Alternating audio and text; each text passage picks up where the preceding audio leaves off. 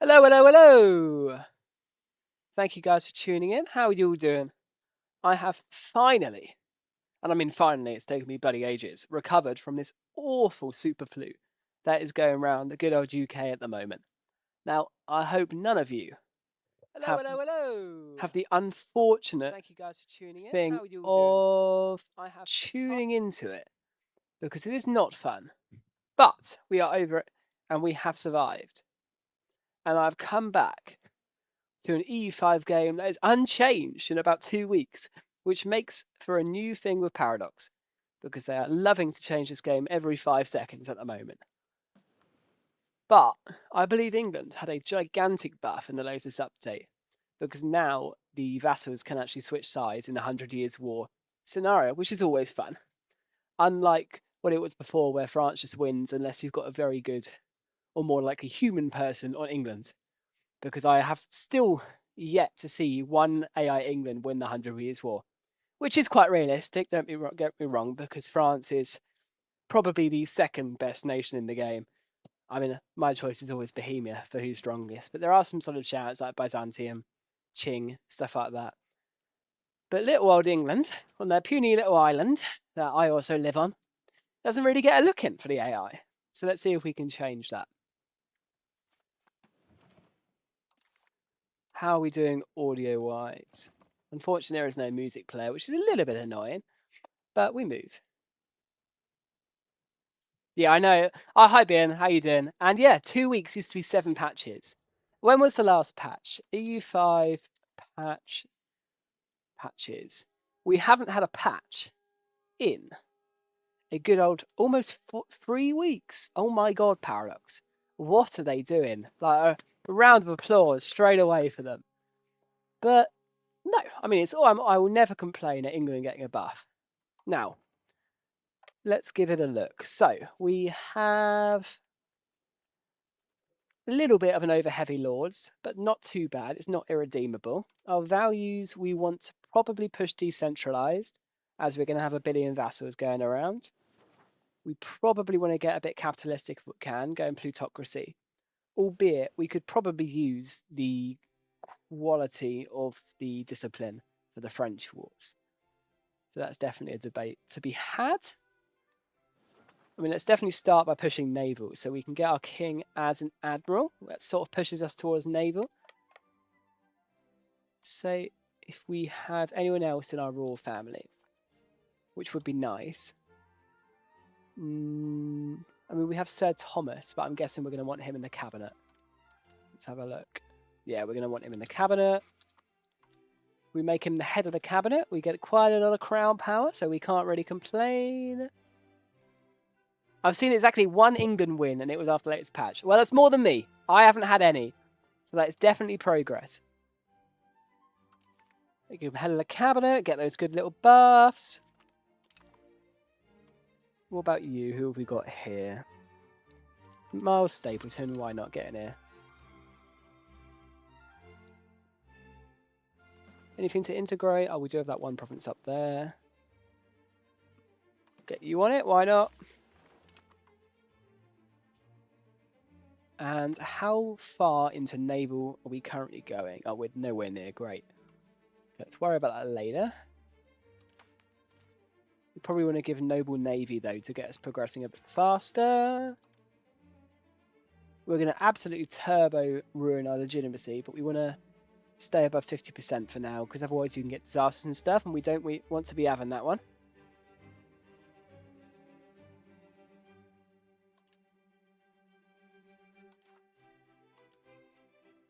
Have you got any good games going on at the moment, Ian? I'm also doing a good little Byzantium run in my own time, which is quite good fun. They are absolutely busted if you can survive the initial fun, let's say, of the Ottomans and all that sort of jazz. But I need to play England. England were my favourite country in EU4, but I haven't. That sort of hasn't transitioned onto EU5 yet. But there's still ample time for that to change. War on different religion, don't need that yet. Possible clerics is decent. Communalism is also decent. But into individual. Guess we'll just push our burghers up. The more money we can get our burghers, the better. They make good buildings in our country. Can't really complain with that one. I'm tempted to go treasury rights. It is quite a good little one. Because all that money is just going to get ploughed back into good buildings anyway, rather than tax. We do tax them quite a bit at the moment, so maybe not. Stick our minting up to equilibrium.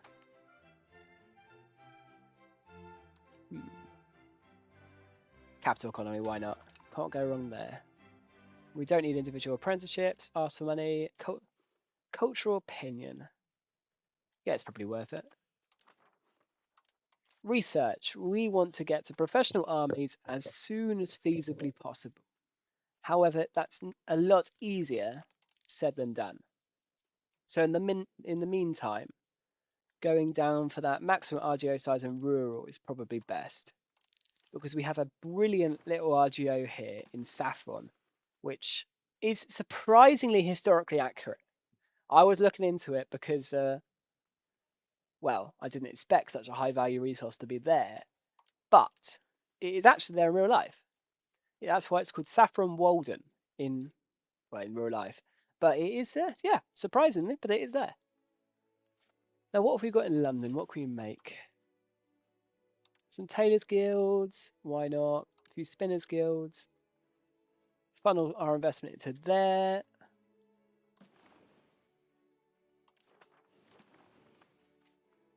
Now, I usually end up making roads out of Ipswich here into Norwich and stuff. But it does spread the plague, and our population is based in East Anglia essentially. So if you make roads too early over here, you will just spread the plague to them and kill off basically your England's best area. So let's avoid that. We want unlimited export, even if we do have silver, which I will definitely build up. Where are you? There we go, silver. Boom.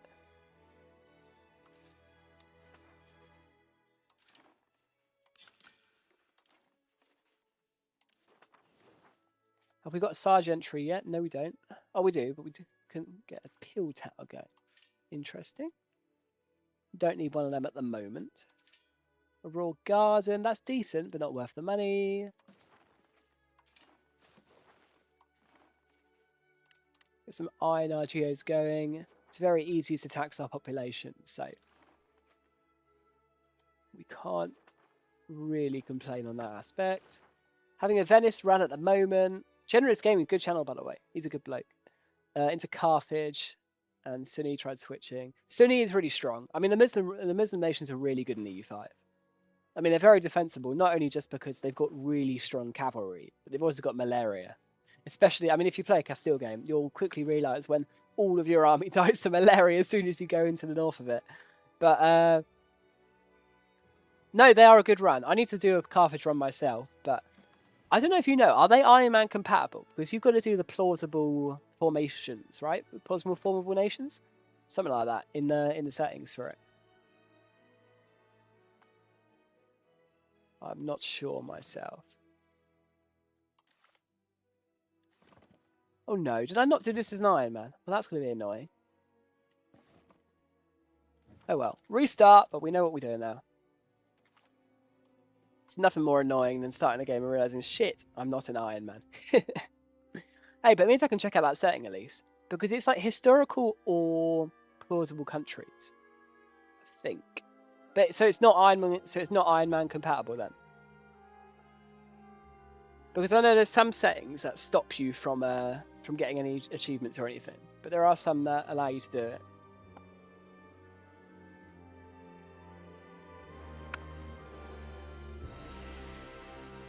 Right. Boop. Preset on. Iron Man. Ooh. There we go. We are Iron Man compatible. Brilliant.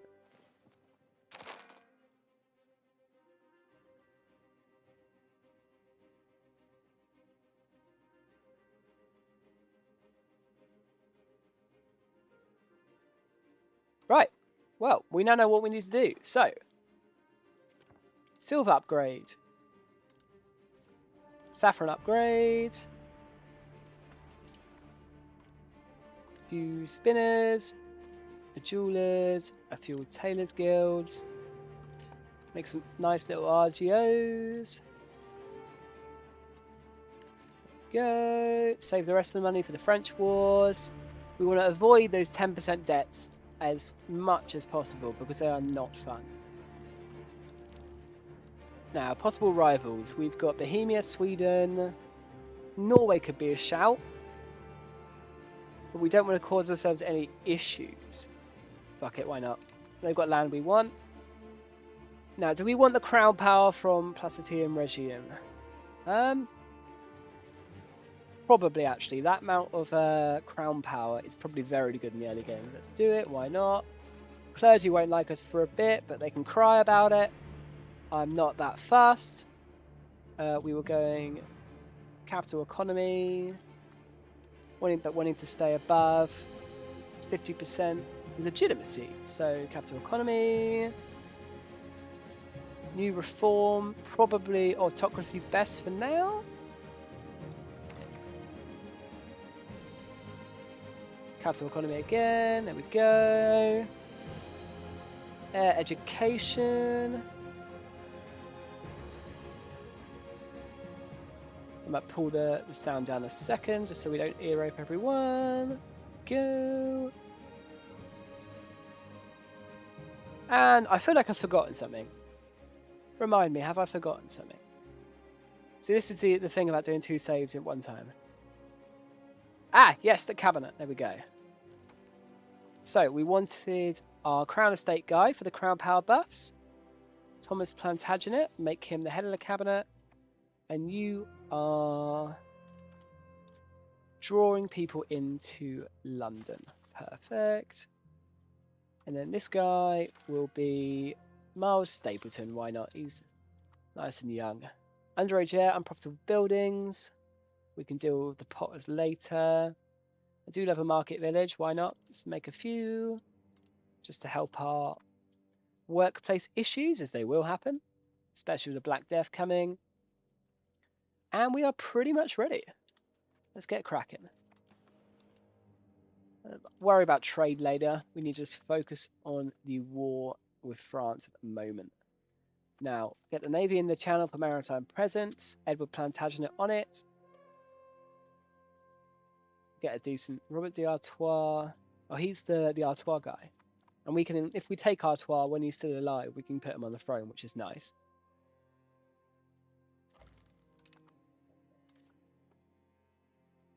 Get our minting up. Put the burger tax up a bit. Pull the yeomanry back a bit. Diplomatic spending. There goes our tax base to crazy levels. Independence movement. I'd cut my diplomatic spending too much. Let's pull that up a bit. Now, we need to make some friends, is what we need to do. Before France attack us. So who would like to be our friend? Lüneburg? We haven't exactly got the most choice at the moment. The Papal States? I don't like us. I'll get Trier as well. Why not? They're an elector. Imagine if we got HRE Emperorship that early. That'd be crazy. How easy would that be, actually? Let's have a look. Oh, here it is, the event. So we are going to deny his thing. 25 army tradition. Good CB. Shipbuilding speed. Brilliant. Do we want to make any ships with that shipbuilding speed? Maybe, actually. Maybe. Do 1 wave, why not? Just make sure we've got enough to keep us alive. If our navy falls, we fall. We don't want that.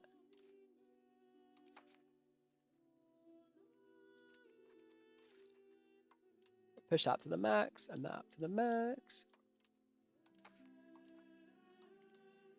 There was a...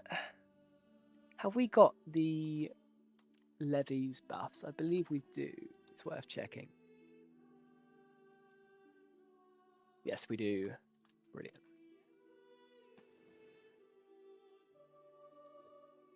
No, this is my first England game since the changes in the patch, so it'll be interesting to see the events that happen. Because I've heard there is some crazy flavour now. Ooh, I got some forts I can remove. Definitely gonna try and annex you. Actually, to be fair, our control over here is terrible. Especially over Cornwall. I need the Cornish... Oh, there we go. The rightful King of France. The 100 Years' War situation has started. Brilliant. Issue, underage air, truces, unhappy estate status on itself, rising inflation. Yeah, we know about that one. Ah, missing inputs. Okay, so we need to queue some furniture when possible. And tar. Have we got a lumber province near London? Not really. I mean, you've got okay control. It's probably just worth doing next to it. I'm thinking if we do it in a lumber province, we get that 10% buff for construction, but it's just not worth losing out 50% of control over. Ah, there we go. Right.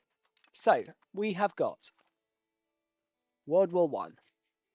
That is crazy. Got a long time into our parliament, so I can't summon infinite levies, unfortunately. But I will raise all of them, of course. Now, let's get you doing some patrols, try and knock them out ASAP. We also want our naval levies. And let's see how it progresses, because there is too many people to see. So the diplomacy map mode, we can see who. Oh, it's just France. But we have Ireland. Scotland isn't happy with us, but they're not in the war at least. So that's not a bad thing at all.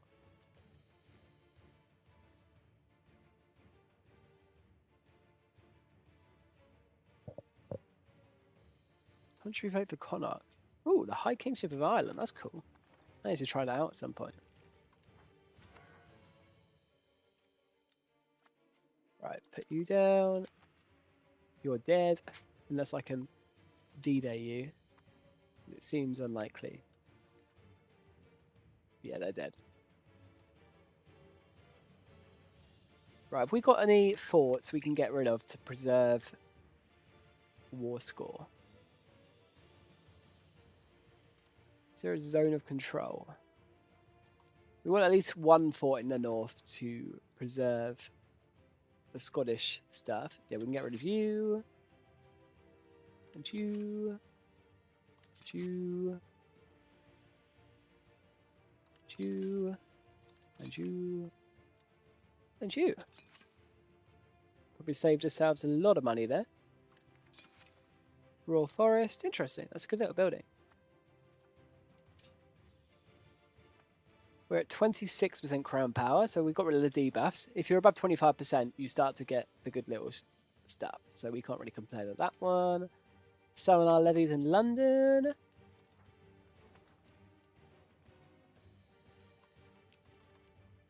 Ah, it's too late. My men are dead. It's very sad. Alive with 0 troops somehow. Summon our naval levies as well. They might get picked off, so we need to be careful.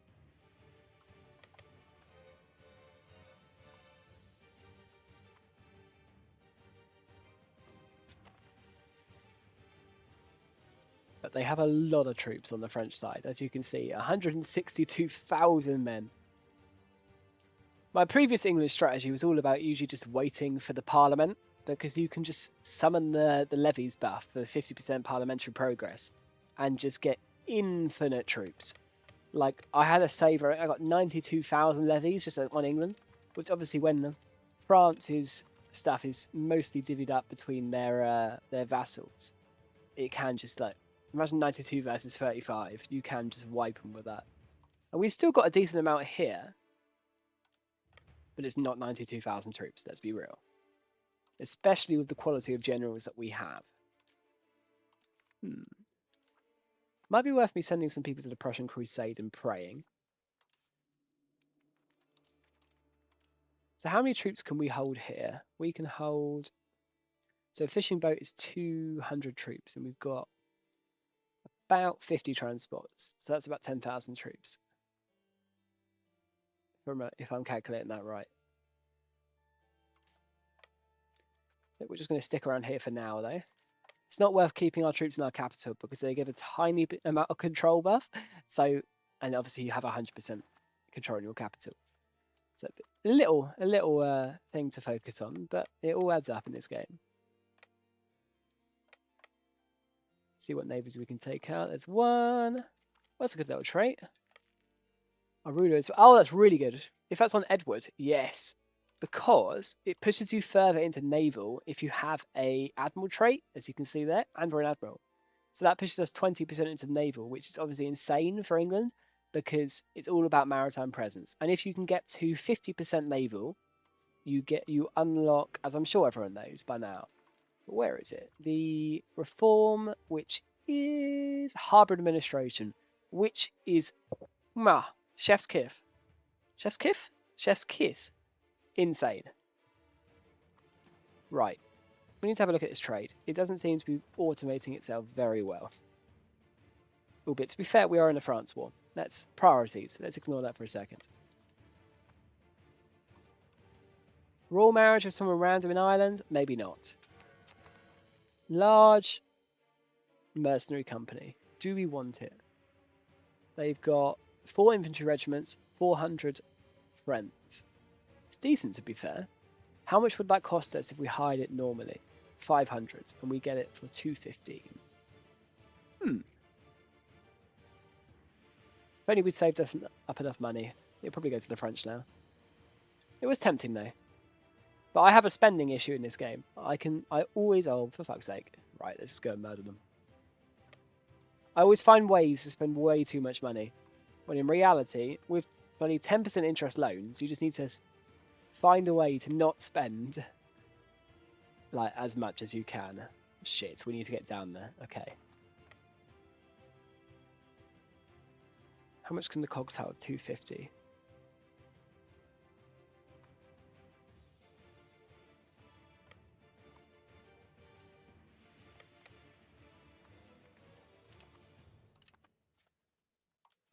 Right. Let's get to Gascony. Otherwise we are cooked. So, regulars on first. I mean, I don't know, we don't have many, but...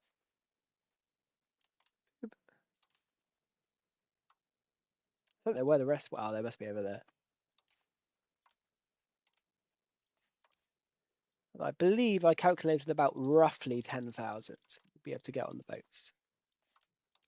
So we are invading France with small boats. Don't tell the British politicians that, otherwise they will get a bit uppity. Oh, that lets us get on, apparently. Let's do it. Oh, never mind.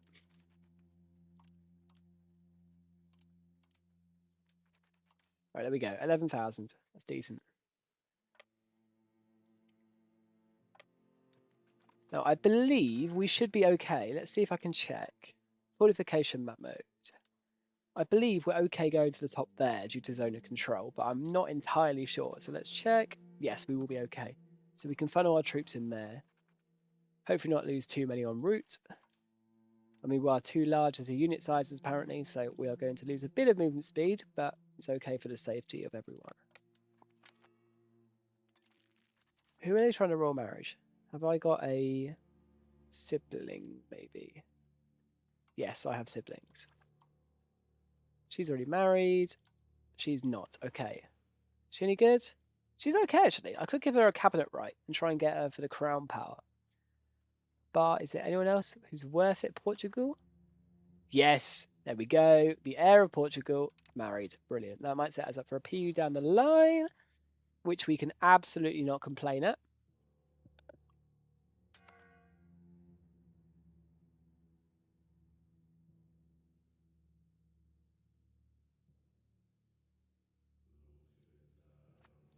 What else have we got available to us? We landed? Yes, we have landed. Brilliant. Right. Always remember to rebalance your army because the game is stupid and is designed that way. And get you straight back down here. So we know we can take about 12,000 people across. Let's see if people want to attach to us. What's the supply limit of that province? Where do you even see the supply limit? That's a good question.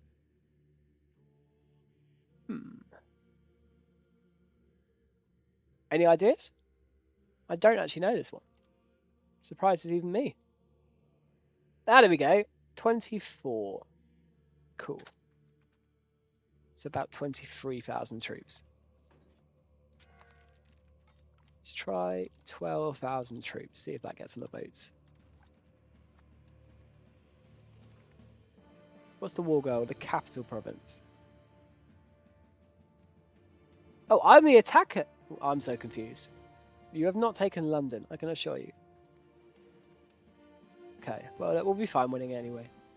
You can't PU France in the first war anyway, so it's a bit of a moot point. But we will get there, especially in the long run. Here we go, 12,000 troops. Let's get going down to La Francia.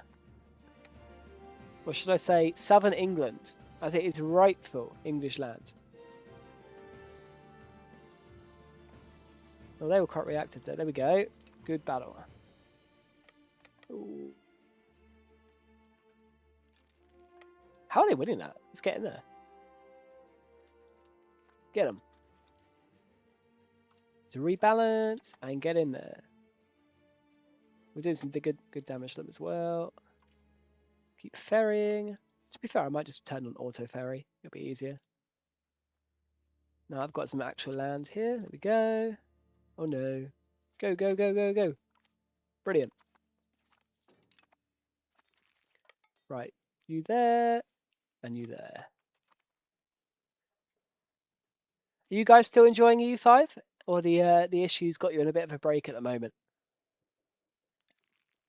I had a bit of a break over Christmas, but I'm still sort of enjoying it as I get back. Don't get me wrong, it still has its holes and definitely needs a lot of work putting into it. And for Paradox, that means about 60 million DLC. But it has legs. I think we all need to appreciate that a bit. Right. Big battle opportunity. Let's get you balanced and a general. Brilliant. Let's see who we can annihilate.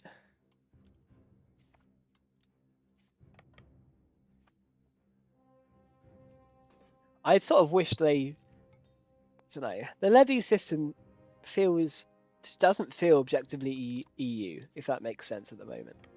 I honestly don't know what they need to change about it. But the fact that you can have your levies stacked and your country is just doomed, I find a little bit soul destroying is probably the right word. Right, our economy's flailing a little bit. Food, we need food. Interesting. Albeit we are spending a lot on stability. Let's pull back on the stab. Go, we're making money again. Now, I think all of these subjects are loyal. I don't know what we can do to change that, but we can separate piece them if they are disloyal. Welcome to the stream, everyone who has joined recently, by the way. Say hi in chat. It'd be good to see all of you. But if you want to stay silent and just watch some EU5, go for it. Don't let me stop you. Ah! Oh, God. Right. Pull back. I'm going to retreat them as fast as possible. Oh, they're getting slaughtered.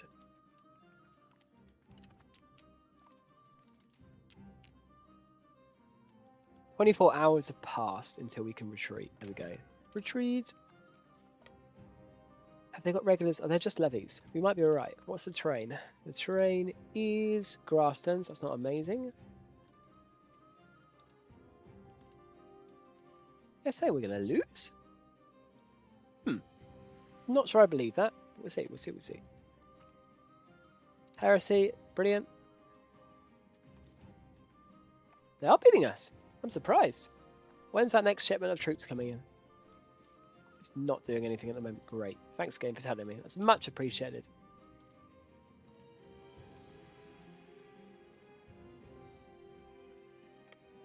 Get down here now. Oh no. No, this is less good.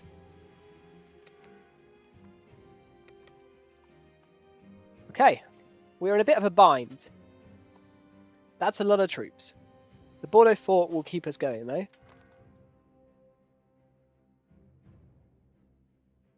The Welsh have left?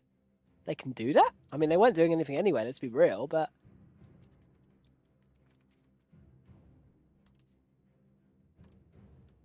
Interesting. Like a bit of flavour, even if it is buggering me over. Bloody Welsh. The turncoats! We need some carpenters.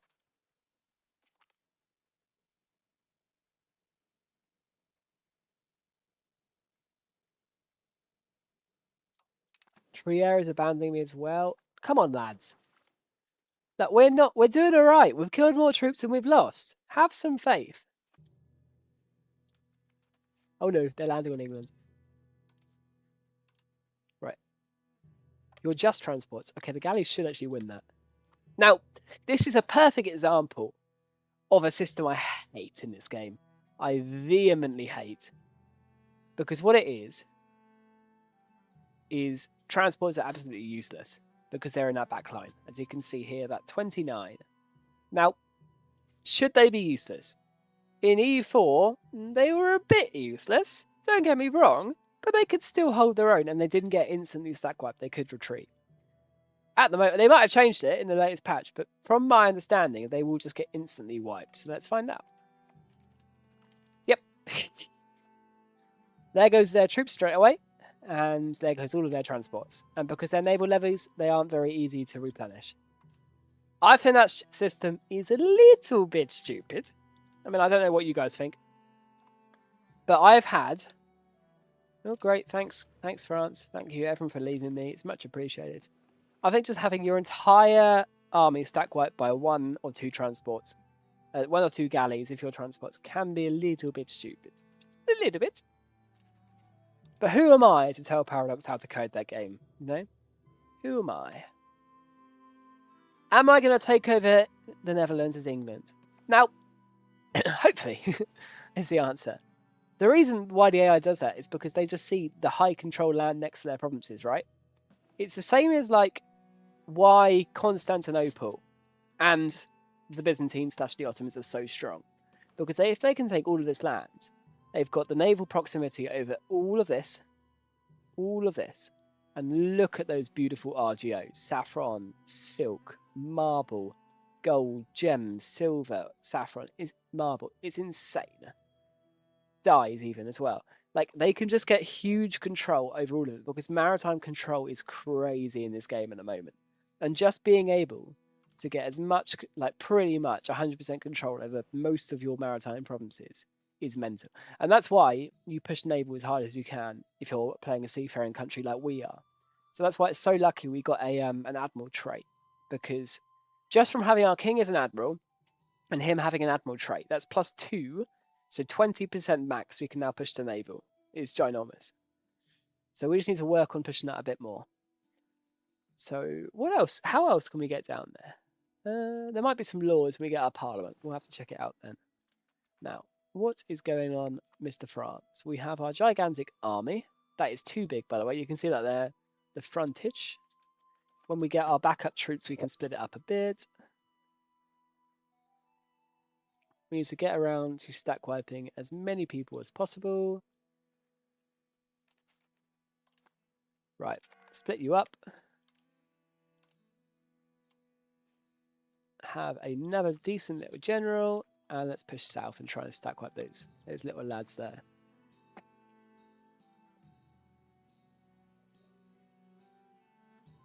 France hasn't overstacked, which is sad. See, the big gamble is giving this, where is it? We might have actually already got it, to be fair. It's like, there you go, the primacy of the nobility for 5% discipline. It's crazy because it doubles, well, not doubles, but adds 100% to your noble estate power, which is a lot. But don't get me wrong, I would bloody love to take over the Netherlands if we get the chance. But at the moment, it's not happening. We've got to win this war first.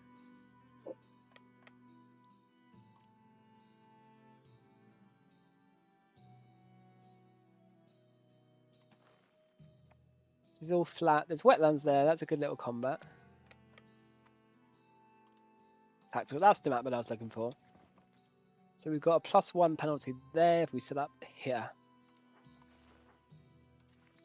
So what's the ticking war score? There is no ticking war score at the moment. Brilliant.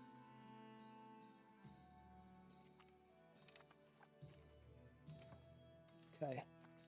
Let's watch and see. It's working well at the moment. I don't want to overstack. Combat in this game is, see, look, this is why you don't overstack, because they have no reserves in the middle, no reserves on the right, it's just all on the left, because the AI apparently doesn't balance their armies either. So we should win this battle as long as we play it right. We have high discipline, high military tactics, and the same sort of morale. Is our frontage full? Possible frontage, 10... We have a few. Let's chuck them in now. Should be good. We've still got a high kill rate as well, which is useful. There we go. And most of them got into the battle, which is brilliant. Let's look at that, the bloody numbers. Look at that. It's beautiful. Obviously, the issue is they have a lot more manpower to spare. But the more war score we get, the better peace we can get anyway. Even if it's not our dream scenario of getting the French throne straight away. That being mind. Right. Rebalance your armies after every battle, as always. And let's move on.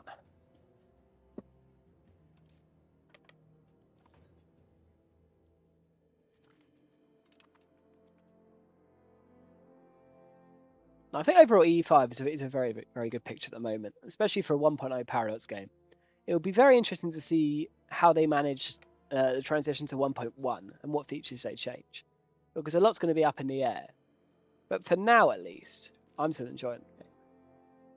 It's definitely a different feel to EU4, where EU4, the game was so balanced that you could sort of just play single player and not really have many issues. You're just chilling. Like, it feels competitive when you're playing against the AI just because of how balanced it is, and that meant that achievements were really fun. And don't get me wrong, EU5 doesn't have that yet, but it will get there. Now, I'm bloody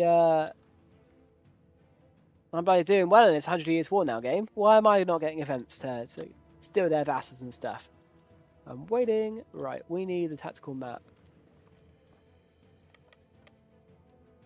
See if we can bait them attacking us over a river. That would be useful. Gotta go for it. You don't want to go for it. Here we go. Make sure we're balanced.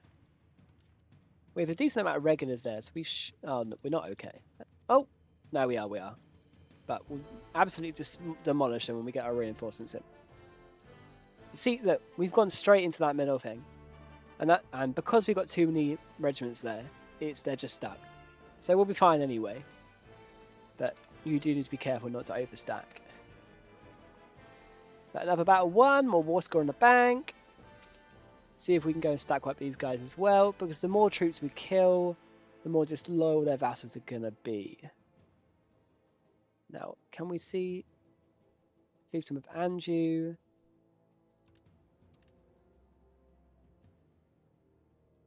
They are 100% lower than France. That's sad. Right, let's pull back, rebalance.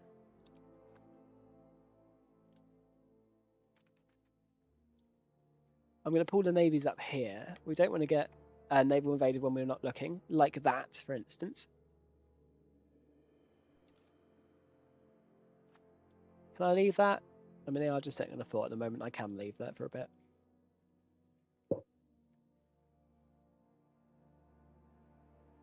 But also, the amount of maritime control even a basic navy gives you at the moment is crazy. Especially as a nation that wants to go naval, is something that we've got to really focus on. Let's get a scriptorium going as well. In the early game, it's just pretty much worth just focusing on your capital almost entirely because of the control. You don't want to be giving up any of that resources to your estates when you can get it all for yourself, essentially. But what I do think about the game at the moment is that your cities and towns, so what you've urbanized, really should act as like centers of control. Because, like, say we've got a city here, it should give control to the rest of its province, like a bailiff would, or a proximity source of its own. Whereas at the moment, the only proximity source in your entire nation is your capital, which just means that you're incentivized to spam loads of vassals. And don't get me wrong, we could be doing that in this game, trying to make this all vassals, and that would probably be meta. But we need all the manpower we can get at the moment. Is it worth attacking you? I'm conflicted. Woods, oceanic, flatland. I mean, we might be able to get an easy stack wipe. Oh no, they're coming. Brilliant.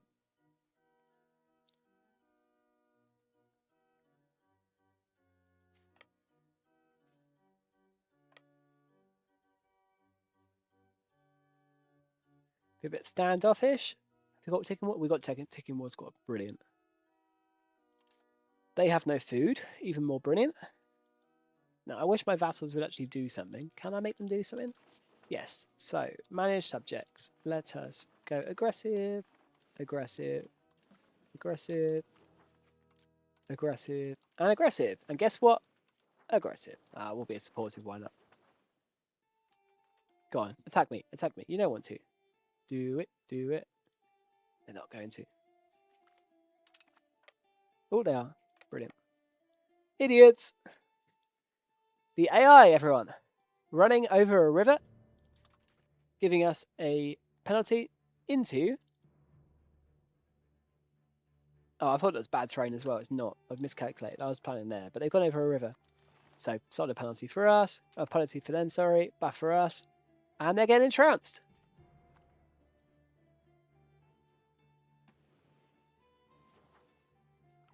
Yeah! Right, we'll be able to stack up these guys. Maybe even straight away.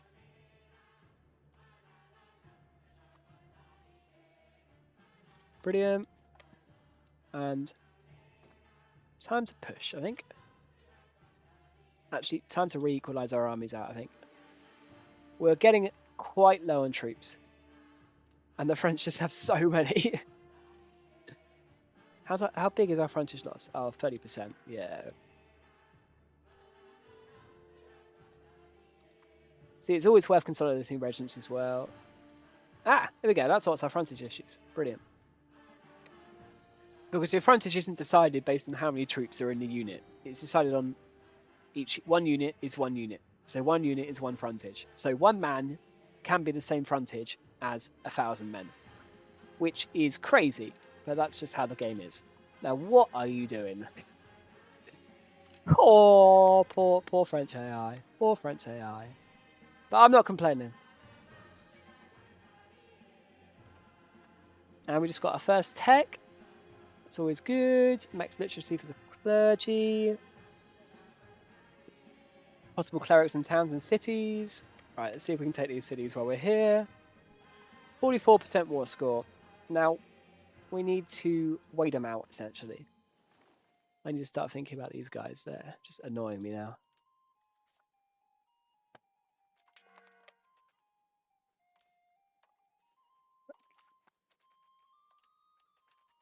Right, we're going to split off the guys a carpet siege.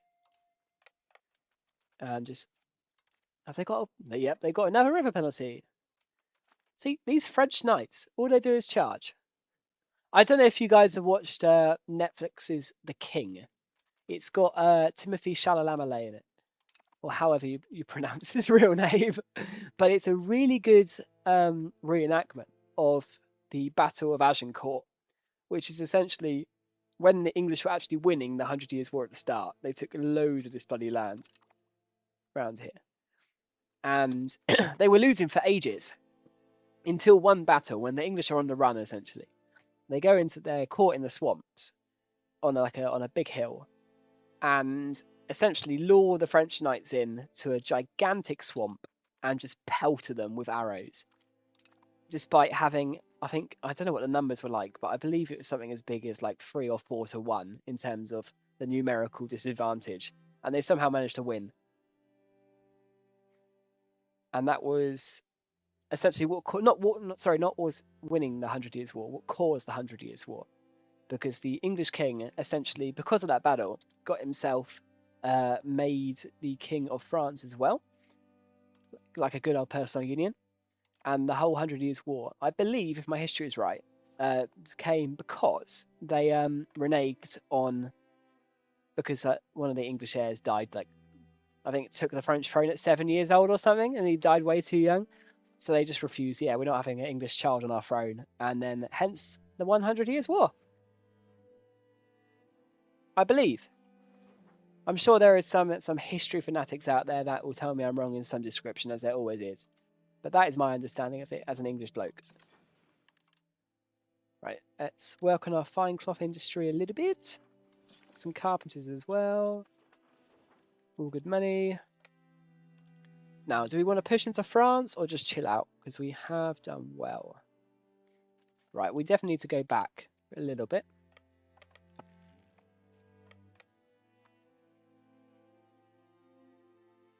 I don't know how much our levies have recovered. 8%. Oh, it might be a good time to use the infinite levies glitch. It's not really a glitch. It's just an intentional game mechanic, as something I say. But when you're essentially incentivized to delete your armies and re-recruit them, which does not make sense from any sense of the imagination, let's be absolutely real. But that's just how the game works. Because in EU5 at the moment, if you delete all your levies and raise them again, you get more, usually, as long as they've replenished. It's not as bad as it used to be, but it is still in the game, which is a bit crazy. Right, let's take 10k back and go and wipe out this army in Cardiff. Now, I don't know why they've decided to go and siege down Cardiff. I wouldn't want to be in Cardiff at this time of year. February in Cardiff, not a good time to go. I've been there for a football match. It was not fun, but we won at least, so I got to go home happy. Do we want an artist? He's not that good. We'll save him for later. Get someone else. Now, I wanted a charcoal... I think it was a tar kiln. Yeah, there we go. Tar kiln.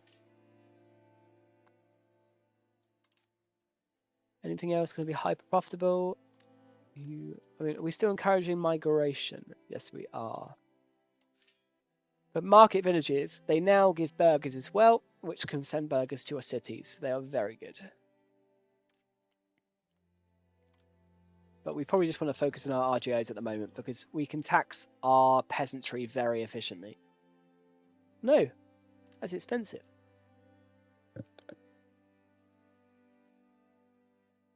The price of lumber... Jeez, I have only recovered from the flu just recently. But our price of lumber is not very happy at the moment. So we might want to see if we leave that for a bit until it's better. Why is that? We've got a deficit of lumber. Our burgers are importing it, which means just we don't have enough generic supply. Can we make any lumber mills? We should be able to make lumber mills. It might be cheap. It's okay. We'll do it in London, why not? Everything in London. Make as much money as possible. Right. Let's get running back to England. We'll re-raise our levies.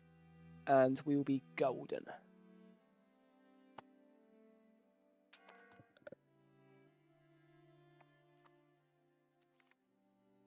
Farewell, faithful enemies. They tried. They tried their best. Can't begrudge them for that.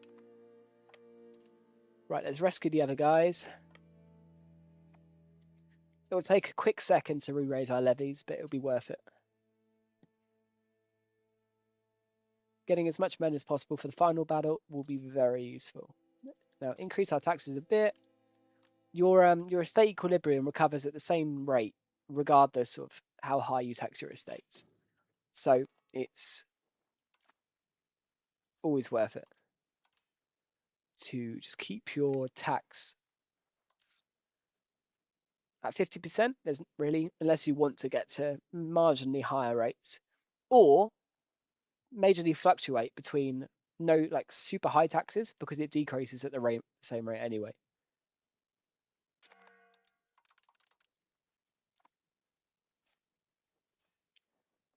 Go to London. We need to separate our regulars. Now, are they sieging us down? A little bit. But we've got enough war score to last us anyway.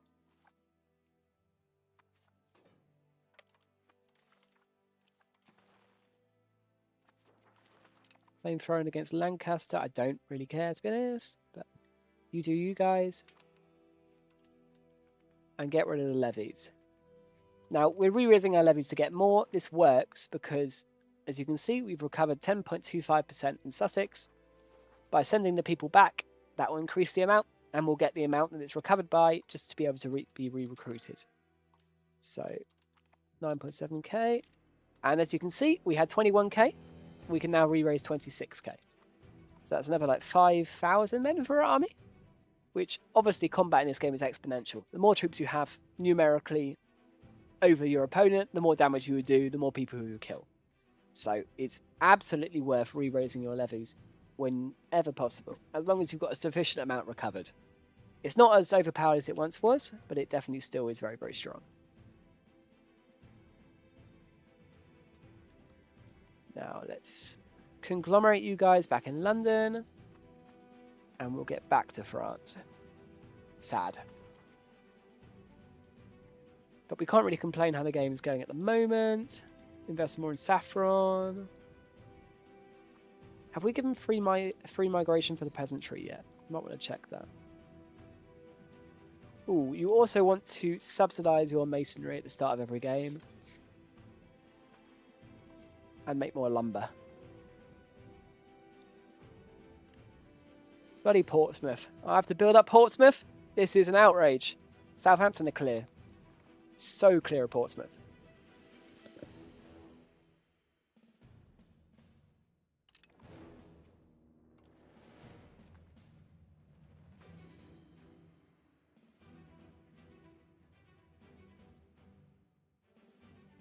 France up to at the moment. They are still being a bit sad. They're down to 2,000 troops.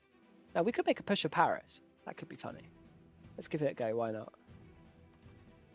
So we want our best troops if possible, albeit I don't know if our regulars got any troops left. They really don't. Okay. See if we can get 13,000 levies on our ships. I'm not sure we can. No, we can't. Okay, it's only 12,000 we can do.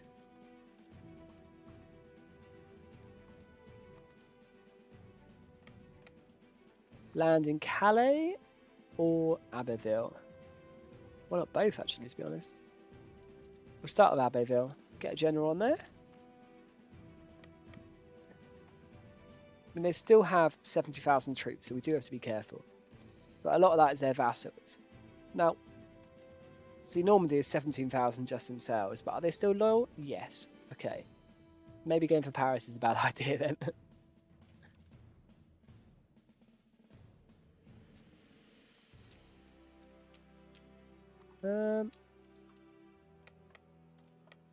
Yeah, we'll start with Calais and see where we go from there. Because I don't want to get us all killed unless it's absolutely necessary.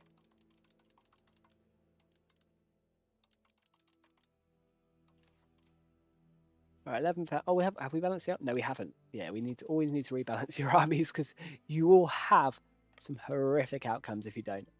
Some really, really bad ones.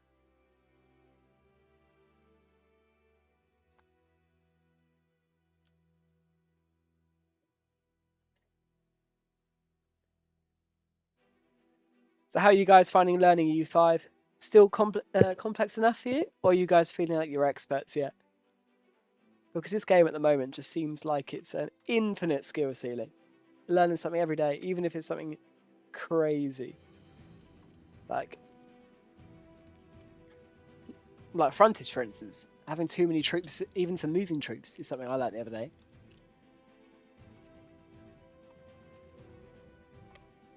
I imagine, even if you get to like 10,000 hours, which would be bloody crazy, like I imagine that's a year's worth of playing this type of game. But you'd still be learning stuff then. So the amount of knowledge in this game, I'm imagining is going to be crazy.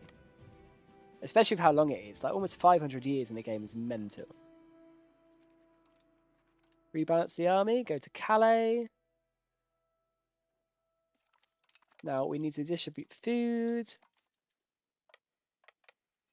And get Dominating. Now, where the hell did you come from? You need 3 French transports. See, I will attach 1 galley to go and murder them. I hate how 1 galley can instantly stack wipe transports, but it's in the game, so we've got to use it. Oh, it's already happening anyway. Yep, there we go. Oh no, that might have been a transport. Let's see if we can chase him. Hey, our passport has arrived. A passport? Where do I hell get a passport from? See, I'm totally with it, guys. Our parliament has arrived. Now, let's make it in Colchester, why not? Shit, they're going for us. Actually, we're right, okay. Colchester. So we have support the state. Giving our... He's quite young, and that could be worth, actually. Crown power in the meantime as well.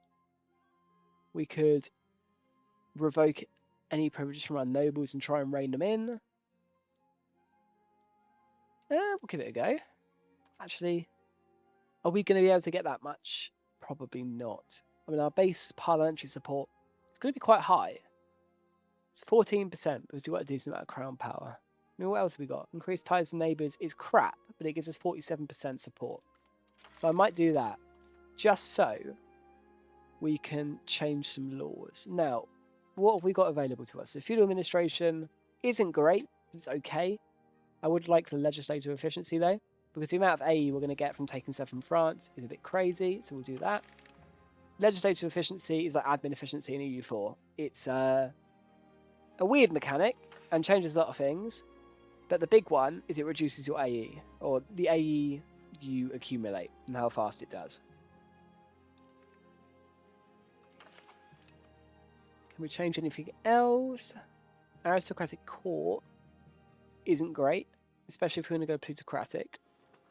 Now, do we want iterant court, which reduces your move capital cost and your proximity cost?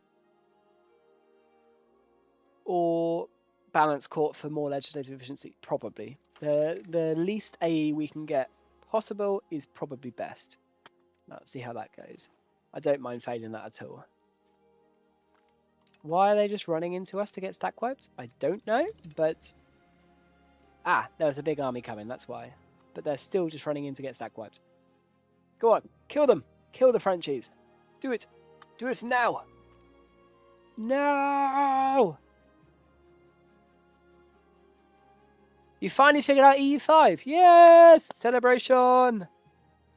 I congratulate you. Eleanor Plantagenet. Ah! What do we want to name our daughter? No.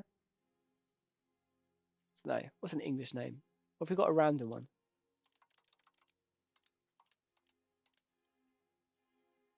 Mary. Why not? Please, our clergy.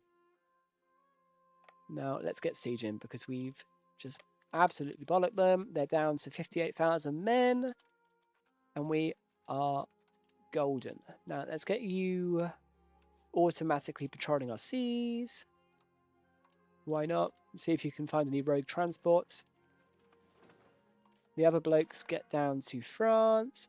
Now, do you want an urban parliamentary seat? See, that's never bad. I always take this.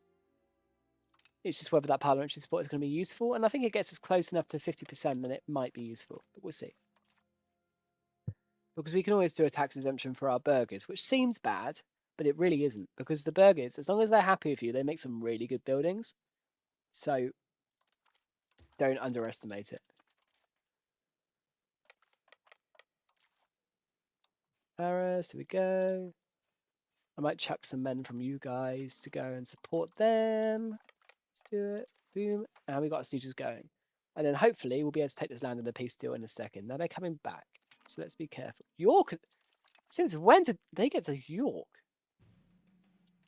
Are they regulars or levies? Oh, they're regulars. Okay. Right, we're going to go on an expedition, let's call it.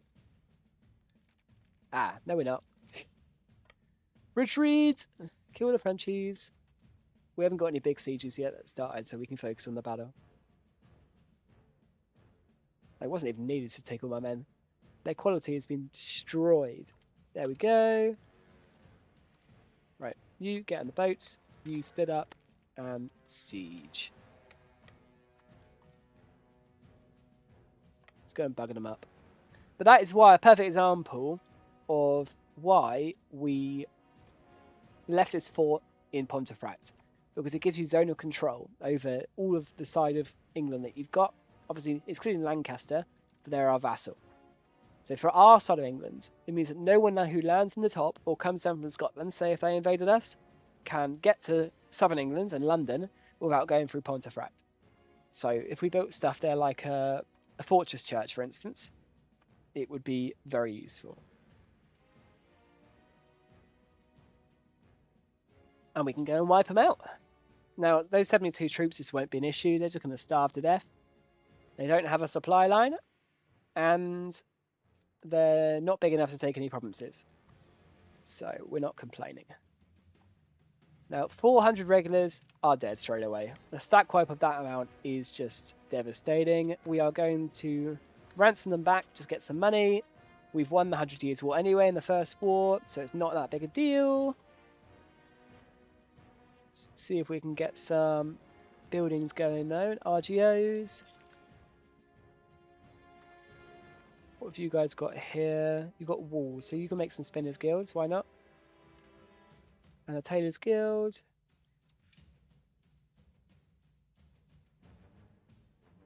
You guys can make a winery, why not? Expensive buildings at the moment. Our building materials are not very happy. Stack wipe these regulars again. Oh, they're just going to run away. 21 regulars, it won't matter. Law's not codified. Since when did that happen? I swear we'd chosen that as a law.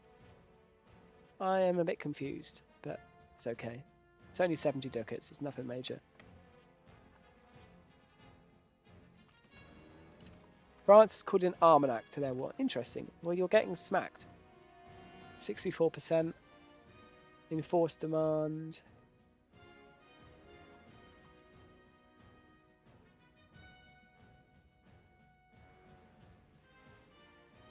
Yeah, you're not very happy to give up much at the moment, so let's see what you're saying in a few years' time.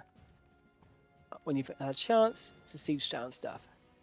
Now, I know art isn't the biggest mechanic in the game at the moment, but you can steal all of their art if you take their capital and stuff.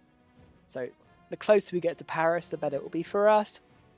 And that applies to all really important cities. You can't just randomly steal their art, which is always fun. And no, Sweden is a very, very strong nation in this game. Funny enough, it's a Swedish company. Who would have thought? That's mental. But no, the buffs they get are crazy. Like 20% discipline from game start is mental. Especially when you consider they have the ability to form Prussia. So you can stack that into 40% discipline just from your national ideal is essentially what they are. Which is crazy. Oh, it's Castile at war with France. The cheeky buggers.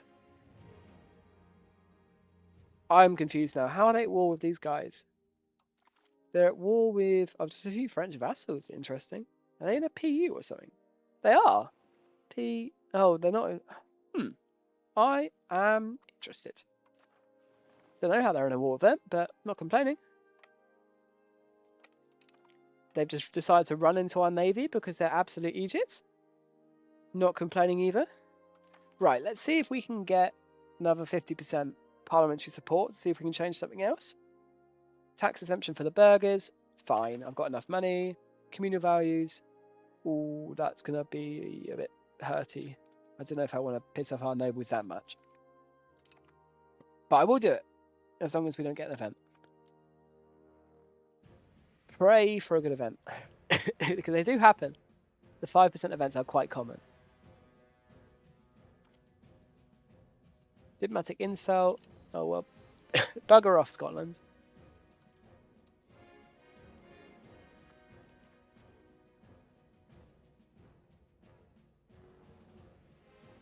That would not give us enough. Oh, would it? Oh, it's still -9 for the nobles. I'll just do this, why not? Law changes. Nobility controlled mining operations? Yeah, we'll get rid of that. We'll go to burgher controlled. We want to get down that capitalism arc as much as possible. Now I sound like a proper British politician. Uber capitalist. But I assure you, it is the best way forward for our country. Well, maybe.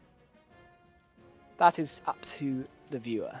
Oh, we've got a order of the Knights Hospice. That's interesting. We could sponsor a military order, actually. Forgotten about that mechanic. I hate military orders in this game. They are so overpowered. But we'd be stupid not to abuse them. Right, we'll send him to the Crusades. He'll probably die trying, but if he doesn't, we're not complaining at all. Now, sponsor a military order. The Teutons. Yeah, the Knights, we'll send them 0.5 a month, and in return we get prestige and religious influence. Yes. And we can also do that to the Livonians once we get another diplomat. Now, let that siege for a bit. I can always pop to speed 4 for a second.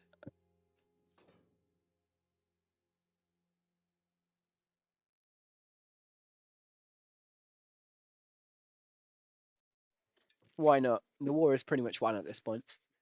Let's pull up to speed 4. In multiplayer, you definitely need... Oh, why is Chester abandoning me, right? When we are plus 69% war score. Are you mad? I will murder your family. I'm a tyrant. I will get you. Oh, it's me. I own what? How? So I have decided in my role as Regent of Chester, apparently, that I would like to abandon myself in Britain. Explain that to me, Paradox. Thank you, Paradox. Gracias. I am confused. Oh, province is starving. Ah, yeah, fair enough. Well, let's go and take it back then.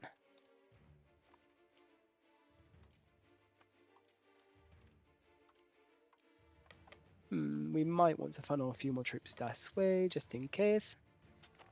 Oh god. That's less good. Now, this is a concern.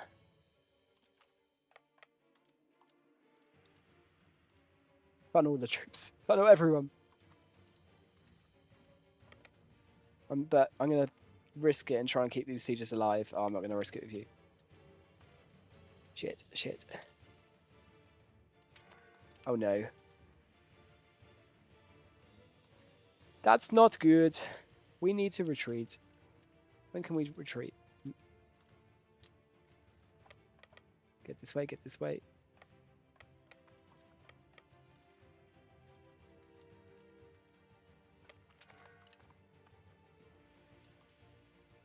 Full retreat. See, that full retreat button needs to be abused. You just get to not get caught.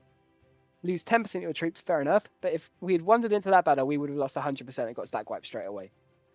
So that button needs to be abused, honestly. It is so strong. Everyone get here. Now we are very low on troops. 16,000. And they've got 46,000. Well, we killed a lot. We've killed 101,000 troops this war. The Black Death hasn't even happened yet, so everyone's going to die anyway. But we're sort of at the point where we don't have enough material to take much more.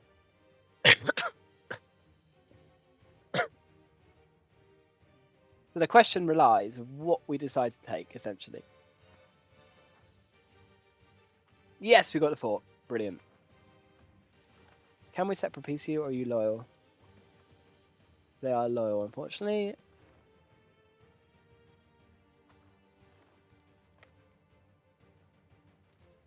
Hang on a second. We just took attrition. Where are we taking attrition from? We have food. I'm confused.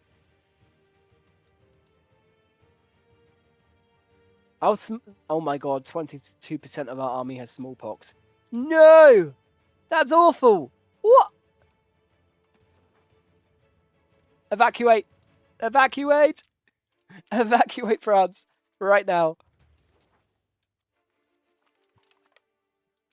Get out right now. I'm aware we're taking this back to England, but get out. Get out of France right now, please.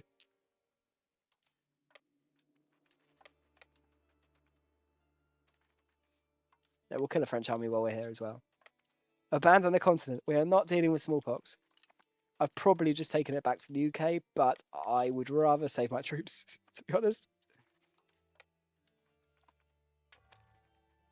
Now, you're going to go to Scotland. We're not spreading this smallpox thing. We have officially spread smallpox to ourselves. Where? Oh, it's better. Brilliant. Get yourselves... No, not Scotland. We're going to Wales. You guys are going straight to Wales. Nothing will ever get out of Wales. Thank you, Janice. Much appreciated. We are currently playing England at the moment, and I have just managed to get smallpox in all of my armies, which is less fun than you'd think. But as long as it hasn't got to the continent, we're okay. Disease... See, I need to learn these keybinds. I think we're okay. It sort of burnt itself out in France, which is probably the perfect situation for us. Normandy still has 24k troops, but they are loyal, unfortunately. But we've got the max war score from battles, so we can just chill on our continent for a bit. Build up our economy. Now, are you still dying? See, that little tiny rat icon there is where you can see the diseases. It's tiny. So you've still got it for a bit, but hopefully not long.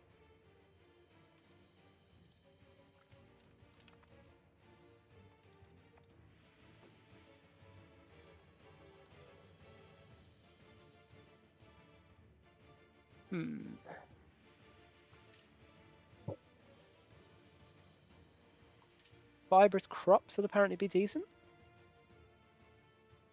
I mean, we need more... Ultimately, we need masons. So let's make some masons. Oh my god, the 30... Right, 39 troops, you are dying. I've left you alive long enough. Sorry, blokes. I mean, they might not be blokes. It's 2026. They might be ladies. You never know. Getting up on in Norwich, why not?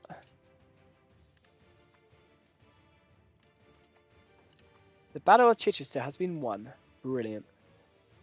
We're getting a nice maritime presence up in the English Channel. Always good. If you didn't know, maritime presence is essentially the control you have over your naval provinces, and it's really good. I have a quick question. I'm willing to listen to any solutions. How do you defeat Timur in MP? Or if you can't, I don't think you can.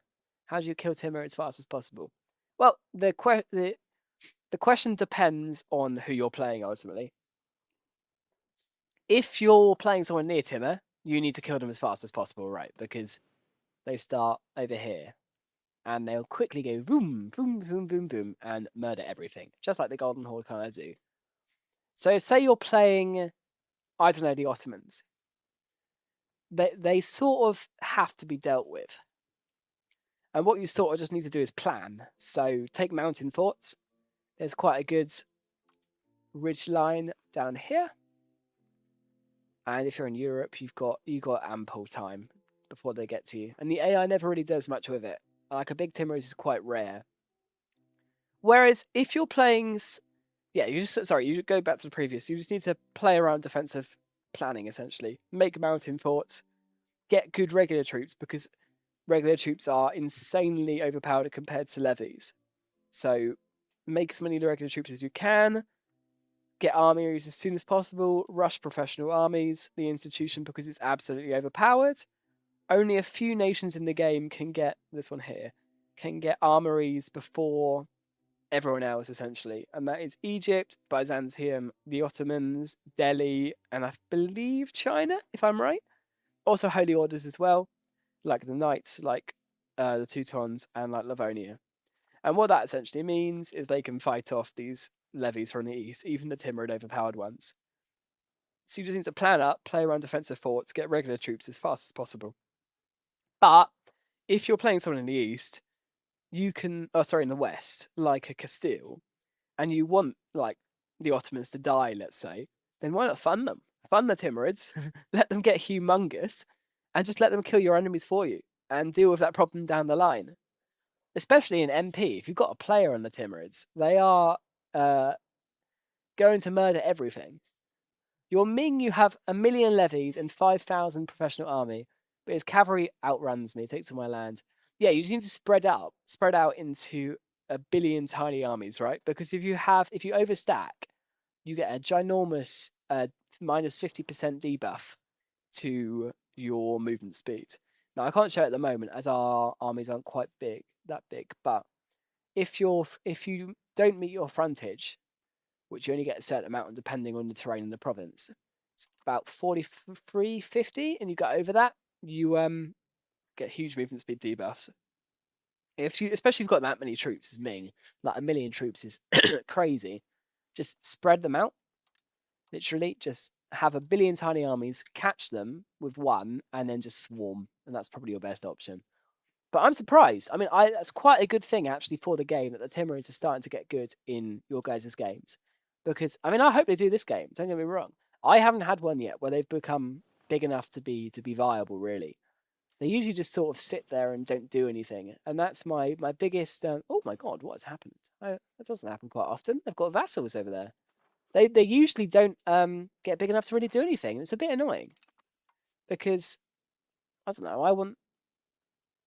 I want my game to be spiced up a bit, and there's only so much that can make that flavour for you to enjoy. And situations like the 100 Years' War, the Italian Wars, or the Hussite Wars can do that, and like the League Wars, like in EU4 is a perfect example for it because it really makes you engage with the game. Oh my god, they've got no troops left. We've killed France. That's brilliant. And I think the Timurids and the Black Death are situations like that where, don't get me wrong, they're bad for your game. It's like the best analogy I can do is a TV show. So I don't know if any of you guys have watched Game of Thrones, being a prime example, right? If you have watched it at all, you quickly, I'll limit spoilers for anyone who hasn't watched, but they kill off loads of characters. And like by loads, I mean loads. And it doesn't matter who the character is, whether it's someone they've just got on screen 5 seconds ago, or your favourite character, who's one of the main boys, and they're just dead, right? You'll go, oh my god, they've just killed off my favourite character. I'm really pissed off. It's like in EU5 when, oh my god, half my population has died to the Black Death. But it makes you think. It makes you realise the worth of having that character in the first place, and it makes the show interesting because you've got to think, okay, what now? And it isn't just boring like a soap where they do the same thing over and over again, and the next episode is the same thing over and over again, like an EastEnders or a Casualty or like a Grey's Anatomy, where it's just, oh, guy goes ill, guy dies, there's a lawsuit, character dies, new character introduced, and it's that cycle. It makes you think, and I think situations like the Black Death and like the Timurids really give the game that flavour that make you even enjoy it in single player. Because don't get me wrong, I know Paradox would like to tailor their games to multiplayer now, because look at the success of Hearts of Iron 4. It was a small niche game when it came out, and now it's their best game by far because of that multiplayer aspect. It's very rare that people actually. Oh, that's a good little air trait. Might be worth investing in his education. Yeah, people don't play Hearts of Iron 4 to do funny things in single player. They play it to do funny things with their friends. They play it to reform the Holy Roman Empire's Italy, fighting, I don't know, with Austro-Hungary Germany, and then kill the Soviet Union together. Whereas in EU4, it's previously been about like achievement hunting and building the best world conquest run you can get, or building the best empire you can get, and the best colonial stuff you can do. And you want a white piece? I've got 71% war score, you bugger. You really think I'm going to accept that? Come on, man. What are you doing? Yeah, it's really early. 1360 to 1370 is really early. But just be a bit selective about your planning, right? If you're playing somewhere near the Timurids, you know it's going to happen. You can plan for it, right? I'm England. I can plan. My plan for it is having a big navy, so they can never get to me, right? But because I'm in Western Europe, I can be like, oh, they're just going to kill everything. All of my rivals over here, and it'll be fun. Also, don't forget, you can just assassinate Timur, and it's like, it's gone, it's over. Like, Don't get wrong, you need to build that spy network fast, but it's only 90, right? You get a big diplomatic reputation hit, sure, but just, yeah, why not? Assassinate them. You can do that as soon as he comes to the throne. Build up that spy network, prepare for it. And it's the same thing in EU5, right? As long as you know what's happening, like the Black Death, you can prepare for it. And there's a big difference between what we can do in the game about the Black Death than people in real life could have done about the Black Death. Because we know it's going to happen, we know what to do about it, we know to quarantine our populations and stuff like that. Whereas did people in real life know to do that? Absolutely not. They thought that, I don't know, like crappy like bloodletting and leeches would solve the plague. In reality, it just spread the plague to everyone else. No, my Crusader has died. That's really sad. I missed at the start of the game when no one pretty much ever died from the Prussian Crusades. Now everyone seems to die, which is probably better because you do get some insane buffs from it if they actually come back. But I miss it. I really miss it. It was good fun. Right, let's see if we can upgrade some RGOs while we're here. Horses, why not? Oh, you're really expensive. That's really annoying. Just bite the bullet. We need to upgrade our lumber. Lumber's cheap, to be fair. Here we go. We're going to spam lumber. Get our money back. And spam up to lumber because it's cheap. Brilliant. I went to a shore home recently. It was very nice. Oh, bloody hell. They both died. That's really annoying. Have the French... They haven't re-raised their levies, but their vassals seem to have. So, we'll have to think about piecing out soon enough. The war enthusiasm isn't that high. And we've got a good war score. So it's not too bad. But getting that province back is going to be annoying. I might not do that. It's going to be a little bit of border gore, but I'll cry about it later, to be honest. Let's see what we can get.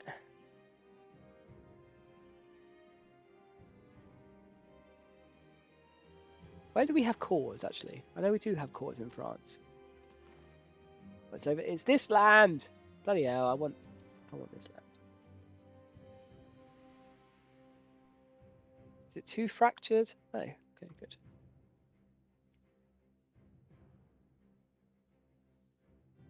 Oh, but that border gore will kill me off. But I don't really have a choice. I can't fight that battle. I don't have enough troops. That's annoying.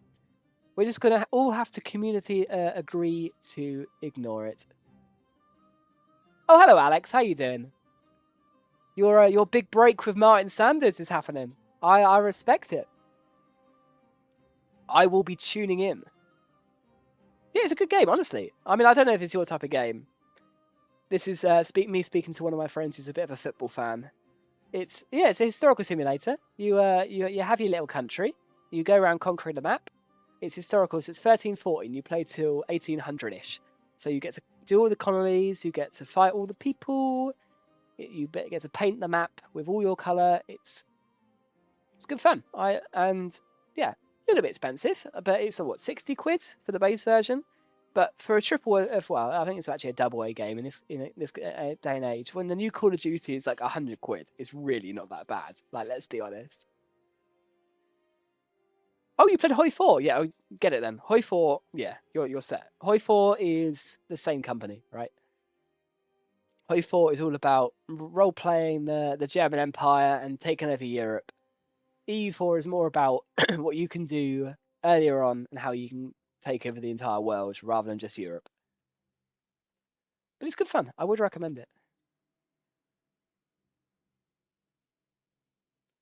What happens when Timur doesn't have a ruler qualified to rule and they have the event? I believe if Timur dies before he reaches the throne, it just, like, they form, but they don't get any of the buffs. So they're just shit and they're just hamstrung. Because even like historically, like Timurids weren't strong because of Timurids. They were strong just because of Timur. That was literally it. Like, I'd recommend to you all to watch some of those animated history clips. They're really useful. But the history of it is really interesting because it's this one guy bloody just did it all himself. Like, you think you've got 22-year-olds trying to get jobs, failing to get jobs this day and age, By that age, he'd conquered 2 countries and he'd owned like half of Central Asia. It's crazy. Don't know how the man did it, but fair play. Like,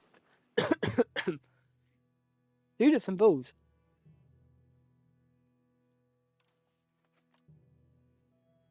Ooh. Okay, we need to get one more war score somehow. I might do a Dunkirk into France. Try and get some more war score. Well, I'm not letting that slide.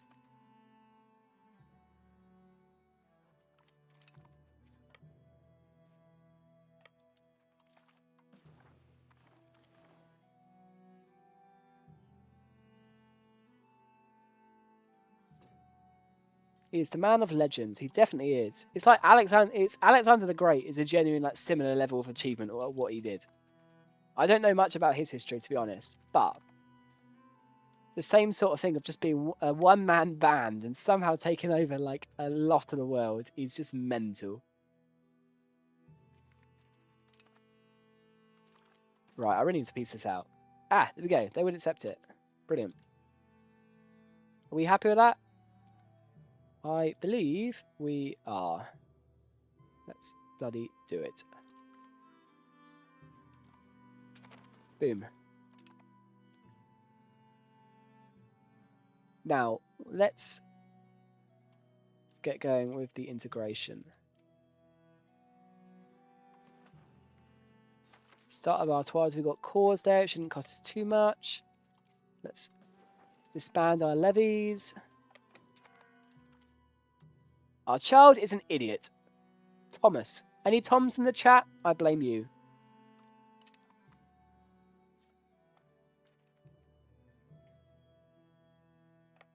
And we want to disband our naval levies as well, sadly. Dead. Keep you guys on the channel, getting some maritime presence. And we have a rebellious estate. Well, bugger off then. Like, come on. I've just won a war against France and you want to rebel. Like, priorities, guys.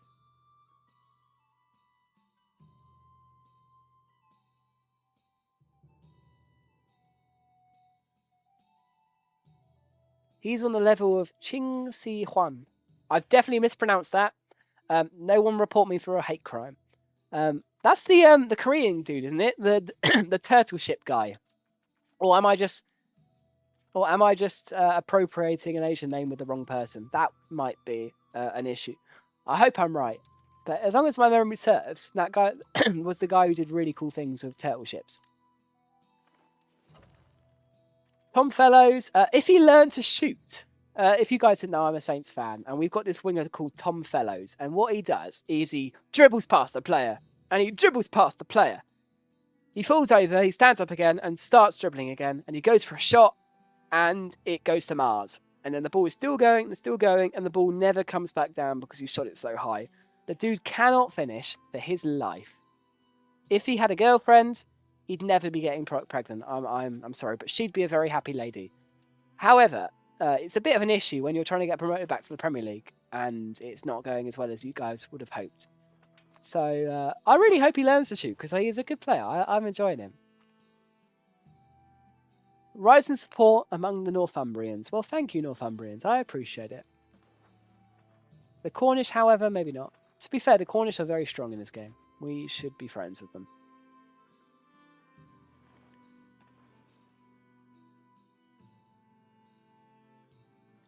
Let's accept the Picards. We'll get cores in those provinces, and it'll be fine and dandy.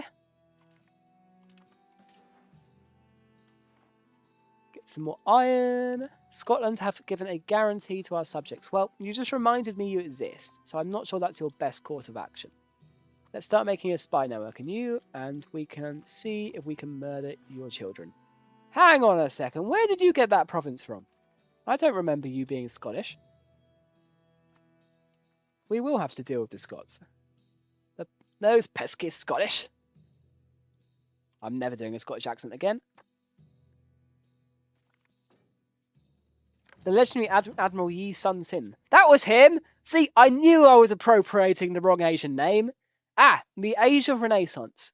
We have several choices.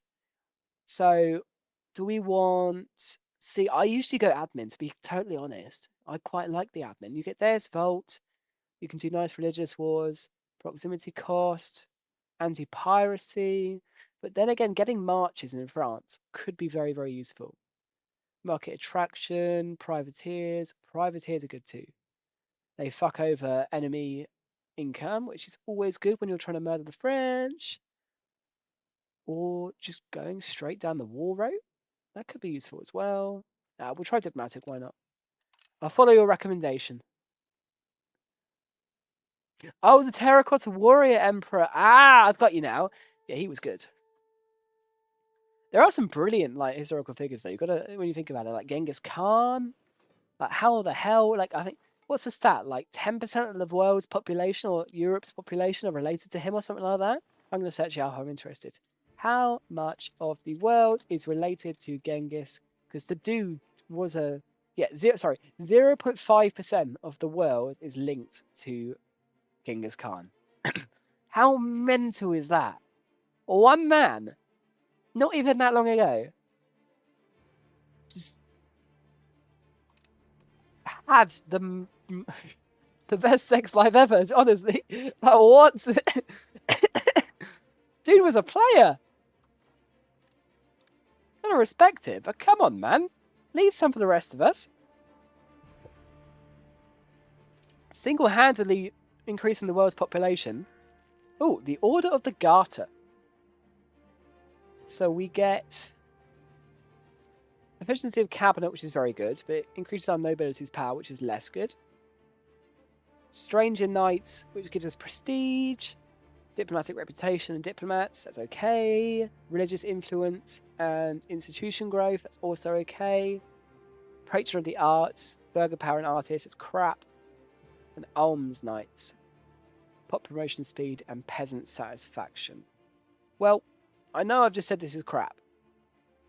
But cultural influence will help us integrate our provinces. This is essentially a huge buff for your cultural wars between people.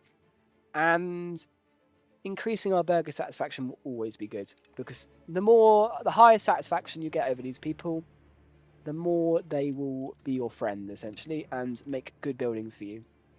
Because all your estates, they have their individual money pockets. And if they're reinvesting that back into your economy, you are set. If they're spending that on big-ass rebellions like our nobles are doing at the moment, the reason why they've got no money in the estate is because they are, well, primarily bankrupt. They're spending it all on fine cloth and horses. But they are also trying to spend it on a big-ass rebellion that you can see here, 58%. So we might have to deal with a Lord's Rebellion at some point soon if I don't sort that out. How quickly are they going up? Not quickly at all.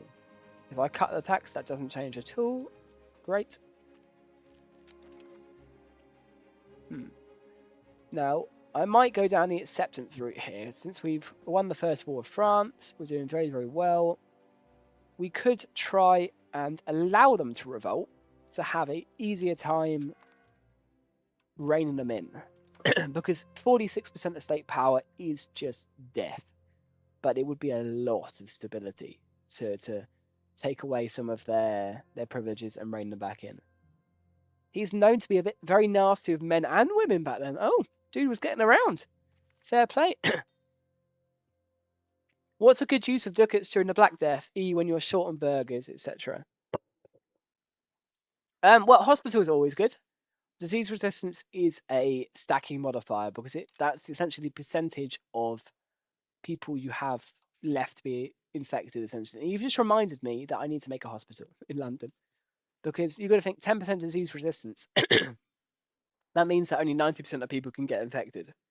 Which, as it spreads cumulatively, you're going to be infecting less people. And as it's going to spread less, and you've got a better chance of it not getting to more remote regions. And what we're trying to do is preventing it reaching East Anglia. And what I highly recommend you don't do is make roads, because roads spread the plague to rural provinces like the death. It spreads between cities at the same rate regardless, so you don't have to worry about that. What it definitely does do is spreads it between your rural provinces and your infected provinces. So you want to avoid that like the plague. Forgive the pun. Go for it, mortal. Market villages. I love a market village. But however, you don't want to be doing that if you're planning for the plague, which we are at the moment. We're 3 years away from it. Because market villages increase the plague spread in that province by 20%, which is quite a substantial modifier at this point in the game. So we want to be quite selective about how we prepare for it. Make as many hospitals as possible and not overbuild in one province. Like, we've got this lovely saffron province here. Where is it? Here. But we don't want to overbuild it because everyone would probably die and it would cause us issues. Especially as we haven't got any free cabinet space at the moment anyway.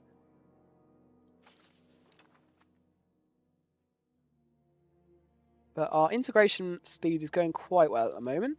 They like, because of that cultural influence buff we had earlier. We've got a following through threat on Aquitaine. Well, we've got they're our vassal anyway, so I don't know why that's a thing. Let's see if we can make any more hospitals. We'll get our fruit going first, because if you alleviate the staple goods issues over our cultural capacity, that's a bit of an issue. It's not too much though, but it's bad debuffs anyway.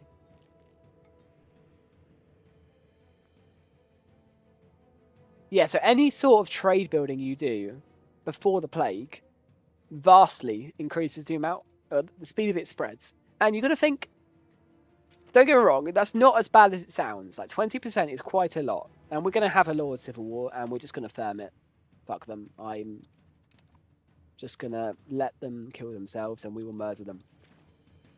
Where was it? Oh yeah, the plague buildings. So each trade building, like a marketplace, for instance. Ooh. Marketplace. It's not showing up for some reason. Where are you? Marketplace, marketplace, marketplace. Well, it doesn't matter. I don't have to show it. But each one increases your plague spread by 20%. Same with a market village. And I don't know if you've watched any of my videos at any point, but I have mentioned how much I love market villages.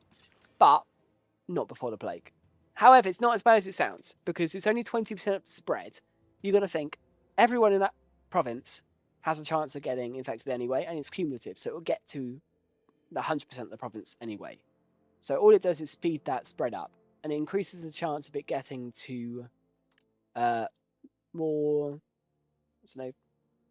developed regions, or more undeveloped regions. It's like East Anglia is a perfect example here. Like, there's a chance we can just keep this safe because it hasn't got very many roads, and we'll do our best to do that. However, hospital. If we built roads there, if we built marketplaces, it would make it much more likely that they just get obliterated.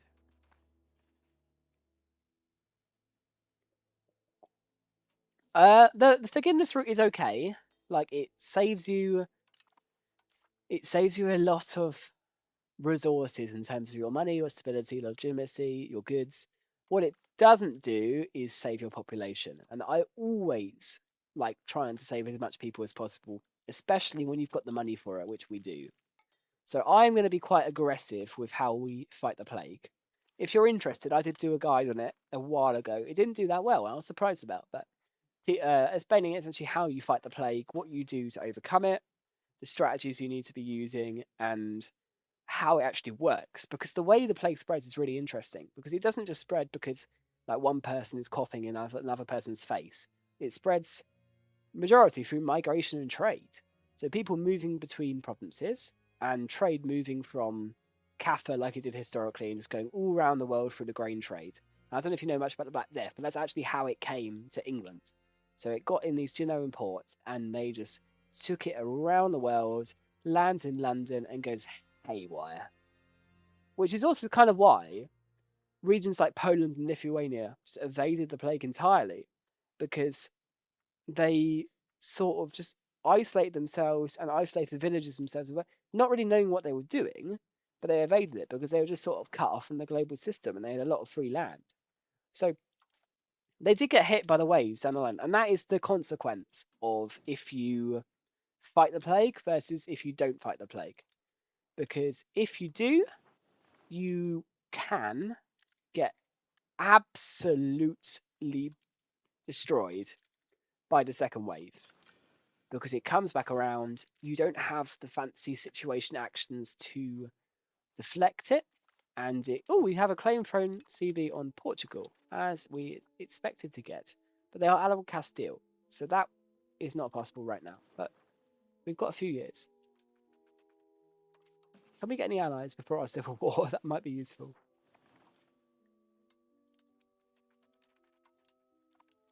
Tax my lords to shit, piss them off, but it'll be worth it in the long run.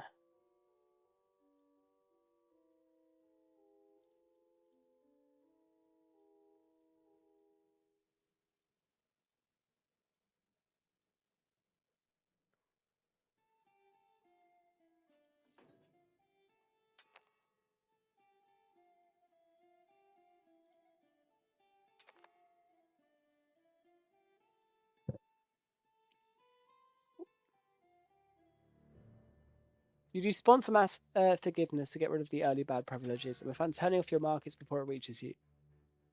Yeah, that's quite useful. I don't know why they're buying military access from me. That's interesting. But we'll take their ferry money. Why not? Buy some more hospitals. Here we go in our high population areas. Takes a few years to get them done, so it's good doing it and preparing early.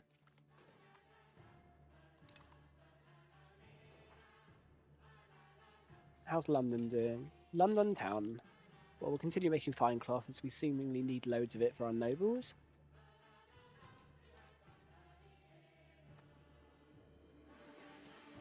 But only a year into the Black Death, so we need to be quite aware of it.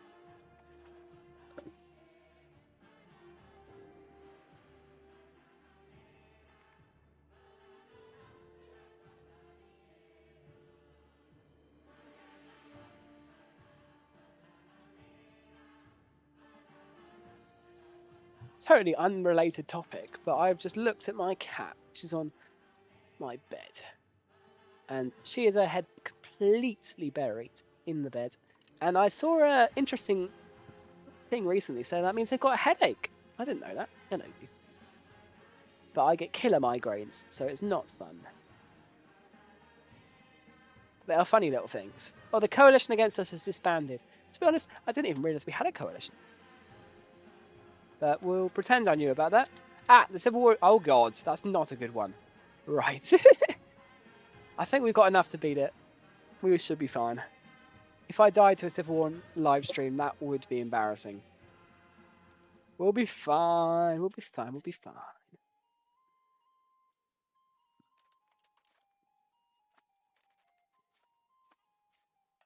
Right.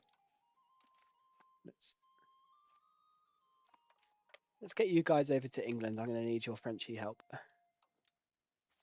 We love the Frenchies, really. They're they're rightful English people.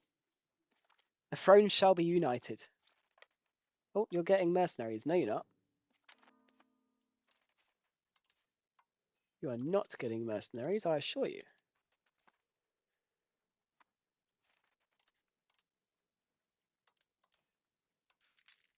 Shit, I didn't do naval levies. My bad.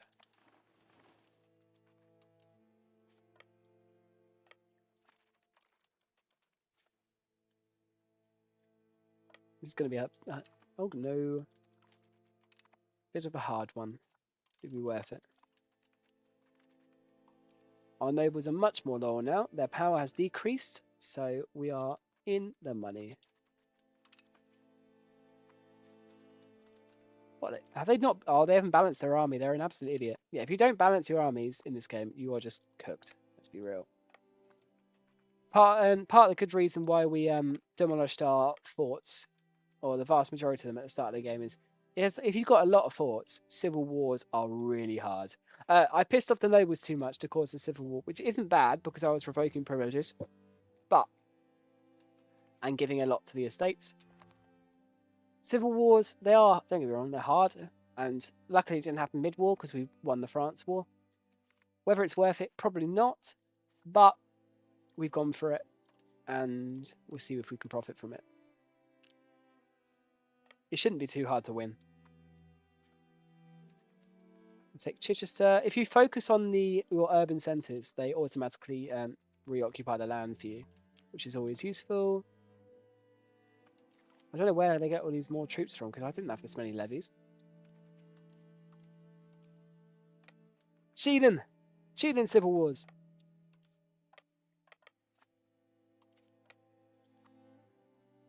We'll get them next time.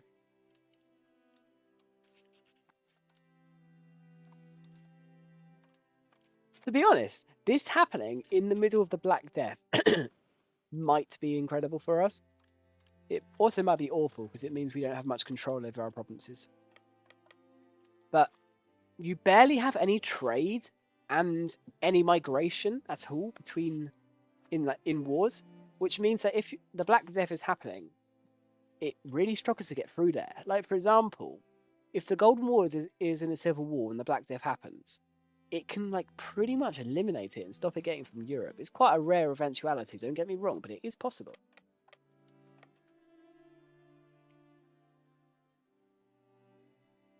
It's unfortunate the estate privileges are sparse and the values you can push. Very little choices in the middle. Absolutely. But I think that is one for Paradox's amazing DLC policy. They definitely will do that down the line.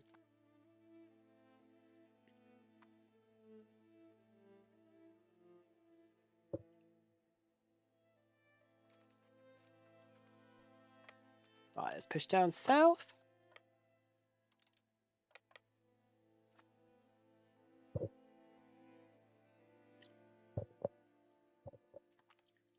Oh, it's got stack wipes. That's painful for them. Poor guys. Sorry, lads.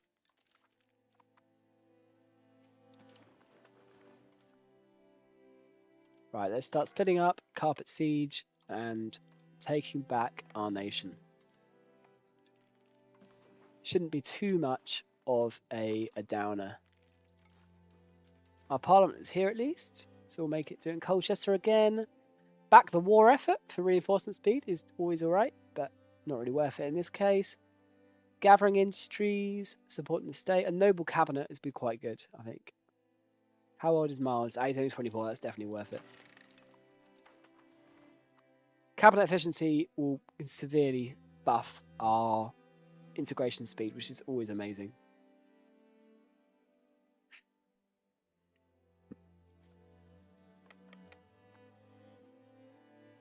Oh, they've got a big army up there. Let's see if we can wipe it out.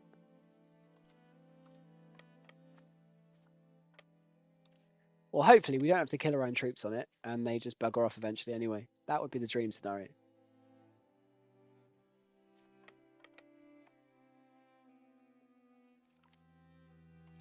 Lady Joan Plantagenet.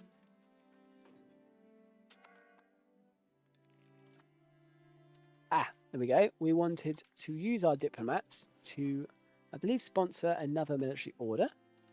2 tons, yep. You can sponsor a maximum of 2. Send the character to the crusade. Why not? Brian, go. You're probably going to die, but I wish you luck. I believe in you. You got this. Let's see if we can get a spy network as well in France, because the next war will be soon, I guarantee. Especially with our newfound holdings.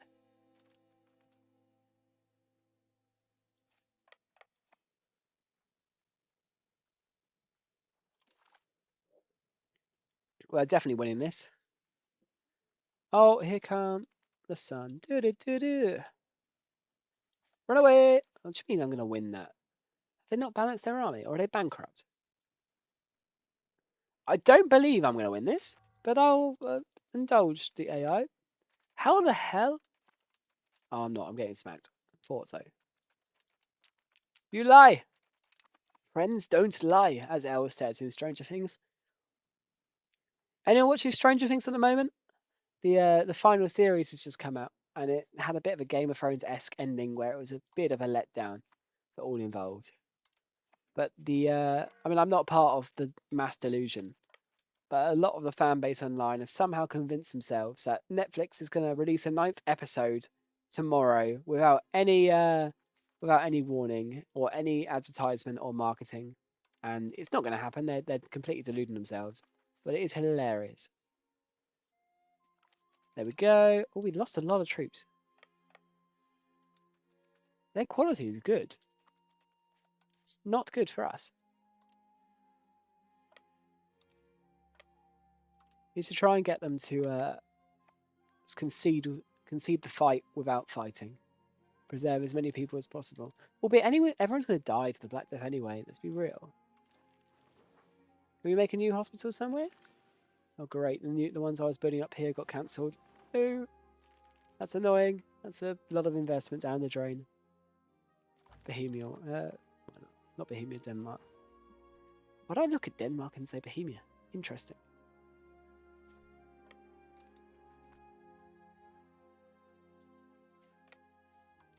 Right, let's get our land back.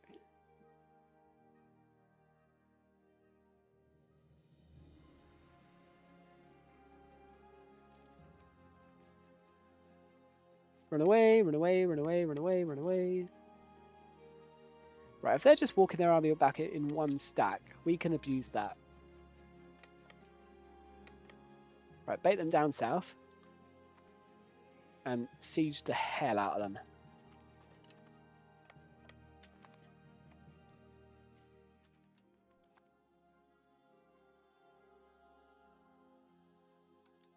Oh, I am an idiot. May have forgotten to keep my people moving. Oop. My bad. My bad, guys. Run away! Run away, run away, run away, run away. I've got 3,000 troops here just sitting it. I'm an idiot.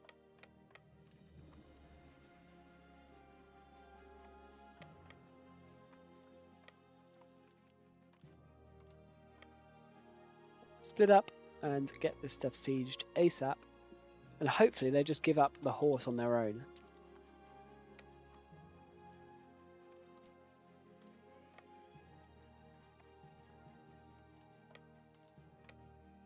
It's a Grimsby. The economic power of a Lynn. Sure, you can have £2.50. Why not? You can even have £2.50 and a can of Coke.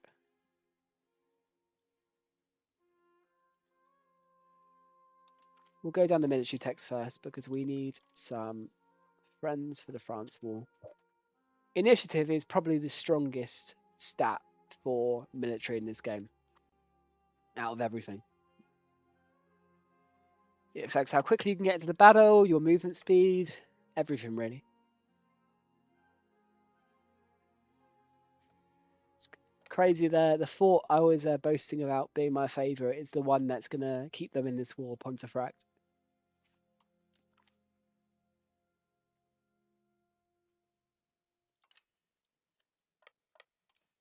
Burgers, are they money profitable? Not at the moment, unfortunate. Noble Cabinet. I forgot to look at that, to be honest. I should have done something with it. That's annoying. Bulgaria's trait, that's okay. Would anyone like an heir named after them? Speak now or forever hold your peace.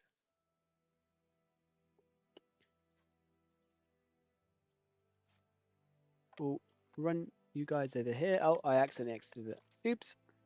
I've got 8 children. God, I've done well. Only at 32 as well. Wow. Have I got any good ones? Gregarious. See, you're gifted. Oh no, that's ambitious. I swear I had a gifted one. Ambitious again. You're shrewd, but you've done okay actually. He looks pretty good. If I'd given him a bit of an expensive education, we would have done so well. See, he's decent, but his stats are looking a bit iffy. Might give him a better education when we get some more gold.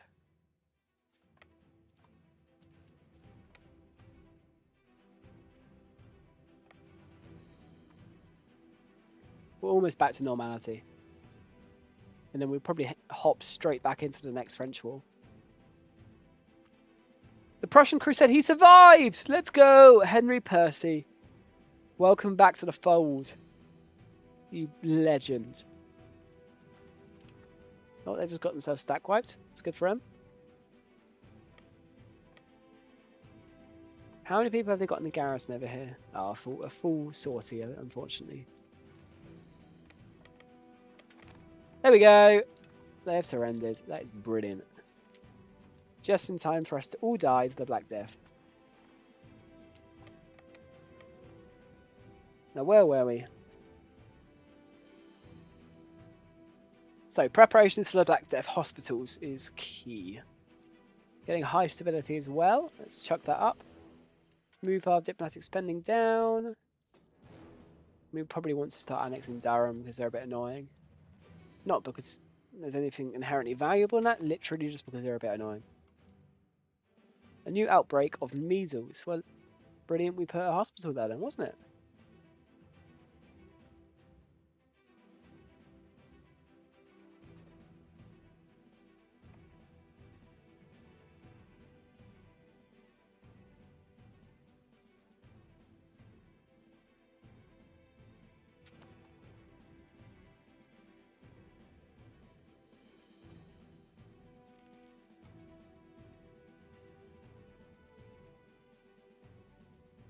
Let's do this. 100 Years' War is going to start again at some point. When does our truce expire with France? It might already be up, to be honest. I know we got until the 23rd of November, 1347.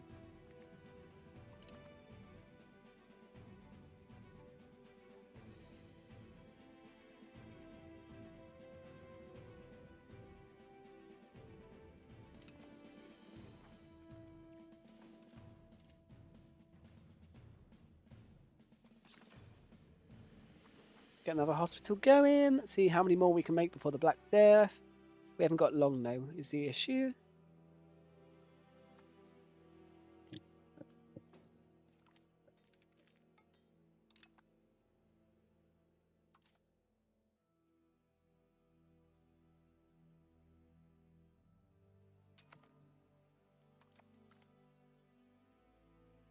Treating guilds right.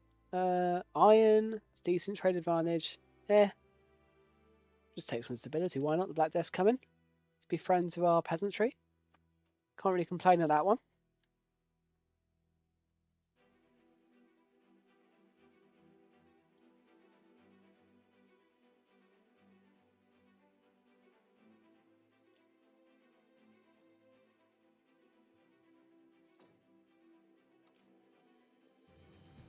And the Black Death is about to spawn. So let's keep spamming out the hospitals. We haven't got long, so where's best for population? Bristol. Get it in Bristol now. All the migration seems to be going to Norwich, which means it's going to get hit by the plague hard.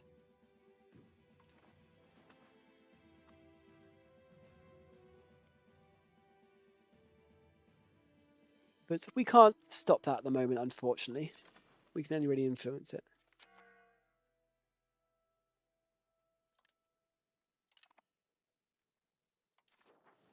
We can keep developing our provinces at least. Albeit we are going to... Oh, our lords want to give us loads of gold. Yes. You buy the hospitals. I will love you forever. Oh. Where are you, hospital? There we go. One there. So I believe York is quite a big one. Lincoln, why not? We'll get to these southerner ones soon enough. France has been hit by another little plague. Always good for us, considering our circumstance. As long as... Oh, God. I had to say, didn't I? That was everywhere. Oh, no. Well, that was kind of my fault there. I was quite happy that they weren't going to murder my ass, and then they did. Oh, well. Ah, here we go. The Black Death. Where's it spawned?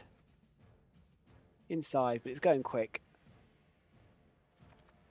Our heir is now of age. He's 48, 43, 68. That's okay. If I'd given him a better education, it would have been better. But hindsight is 2020.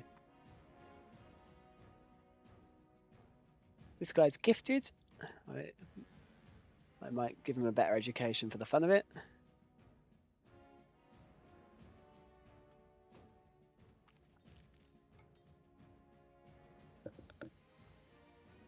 Annex Durham! Yes! They are gone!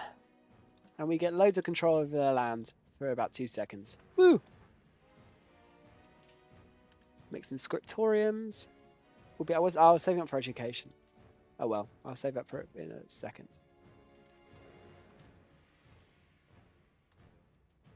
One more month and we'll be able to get it. Education is worth it, as long as you've got a good trait on the person. You just need rather than loads of people educated, you need a few people with really good stats, and then they can be your cabinet ministers for a lifetime. Or even your king, if something goes awry. Here we go, he's now educated. He'll get a solid 7 years out of that. I should have done it on him earlier. It's a bit of a wasted investment now, but hopefully it will pay off.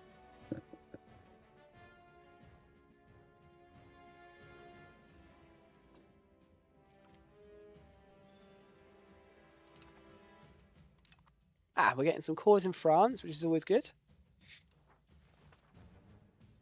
And because the Black Death is here, we can start thinking about roads that we want to make, but that'll be for after it's burnt through us.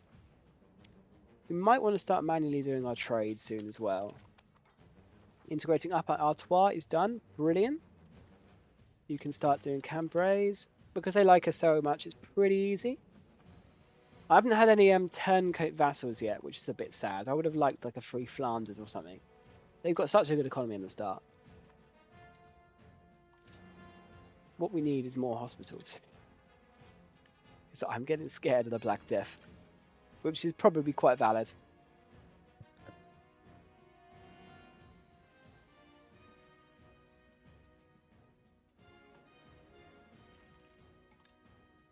One in Caen. It's got quite a lot of people there. 62,000. Probably Cherbourg next as well. We are keeping the Frenchies alive too. We're quite a nice king. We want to be their king, so we've got to be nice to them. Religious influence is always good. Let's do it.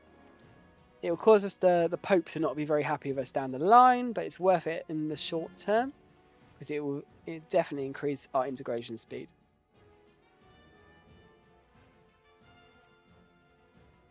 Yeah, there we go. Carpenter? Oh, London's got a big people issue anyway. I would make some more market villages, but we have the plague that's about to hit. Our first cousin marries his random ass captain. I guess I kind of have to accept that. Sorry. Sorry, lady. Let's get some wheat going. We always need food.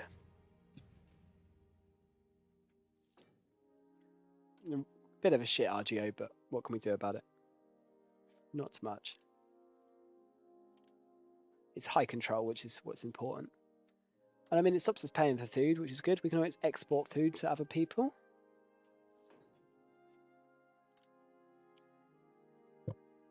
And if you have cheap food, you get more people, which is always a nice thing.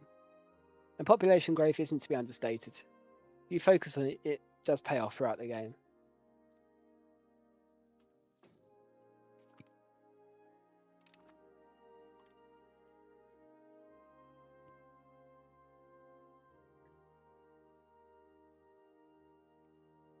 Jesus, our trade income is crashing. I need to take manual control of that soon enough. After the play, because everyone's going to blow up anyway.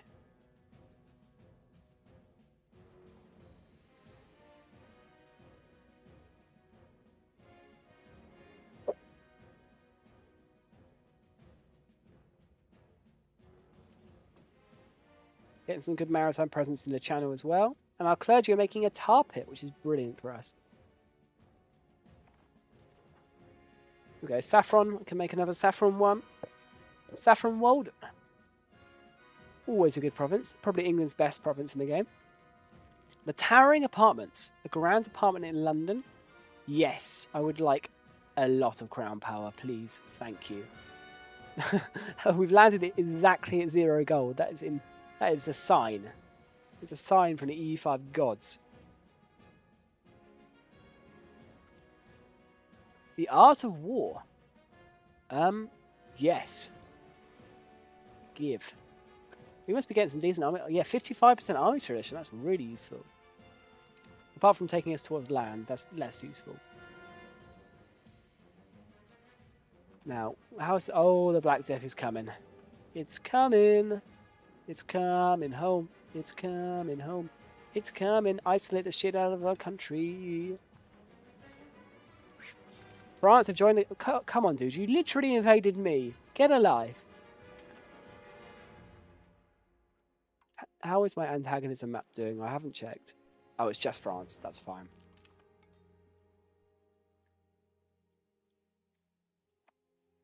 Have you guys done quite a few England games at all? How have you found taking over France? Hard or quite easy?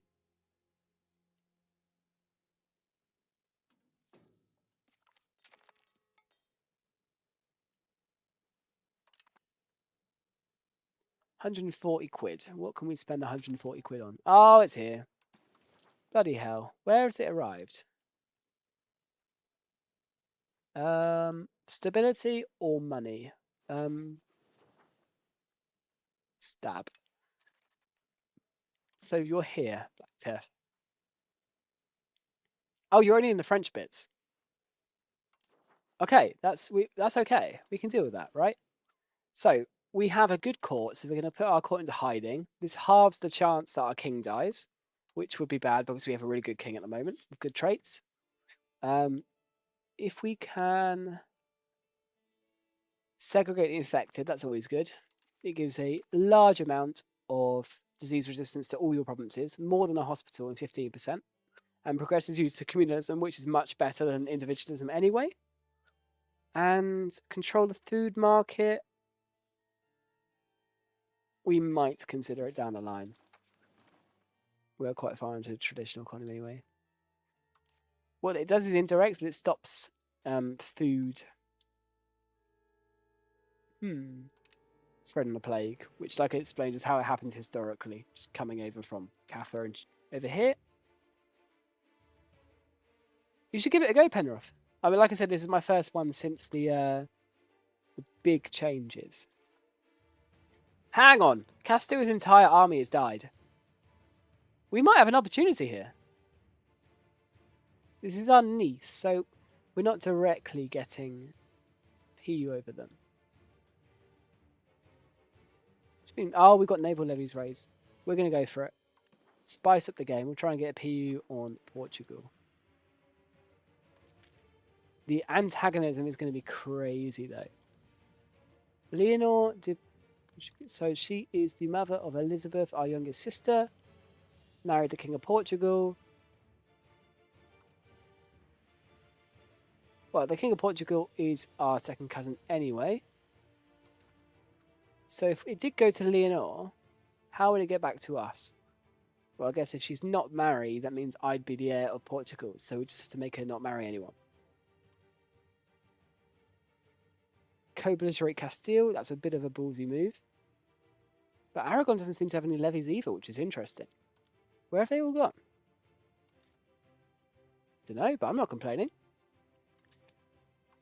Right, this is going to be a bit sketchy as they have strong navies. So I'm not going to bother with co-belligerate Castile. I'm going to give it a go.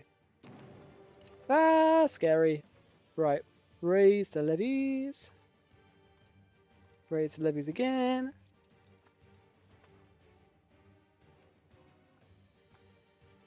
France might be awesome. Oh no, Blanche is slow. That's quite sad.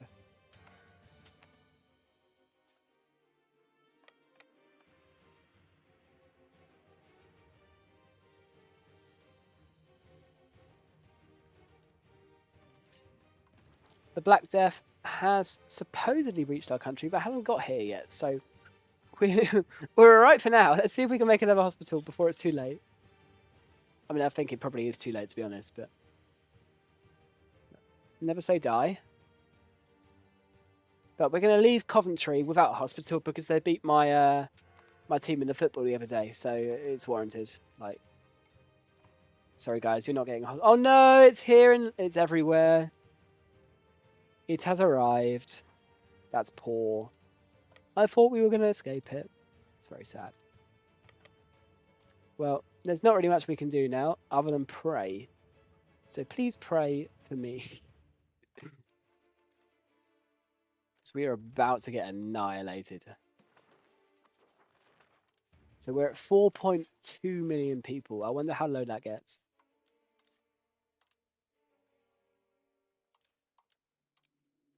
Hang on, why are we not attaching? Come on, guys. Eh.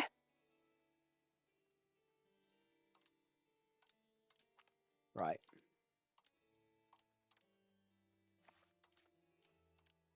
If I have to go to Iberia with only 8k levies, that's going to be an issue, but it seems it's my only option. Oh, I can always, yeah, I can just go in Aquitaine, can't I? That'll be fine.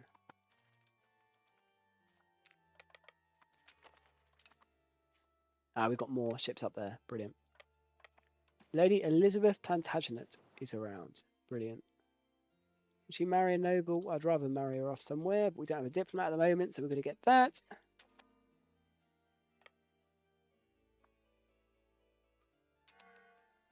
Does anyone be able to get a Dhimmi or tribesman in the cabinet? I have had a Dhimmi in an Ottoman run before. I don't really know how I did it, to be totally honest, but I did manage it. Oh no, the Black Death. Oh, I'm not going to escape it. Henry Percy, lead my army. He's the guy who survived the Prussian Crusade, so he must be good. Oh no, it's reached our population area in the rural areas. It's everywhere. Well, we tried our best. We evaded it for about a few years, but it's got us in the end.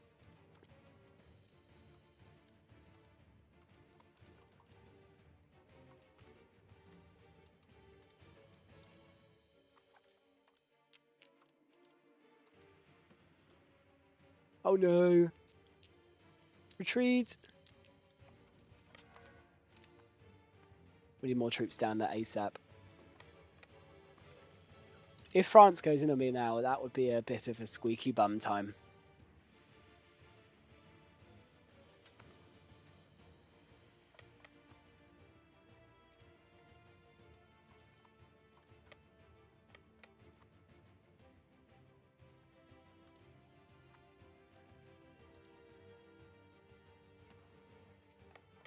That area is apparently disease-free, so I'm praying. I'm really praying that we can get someone there.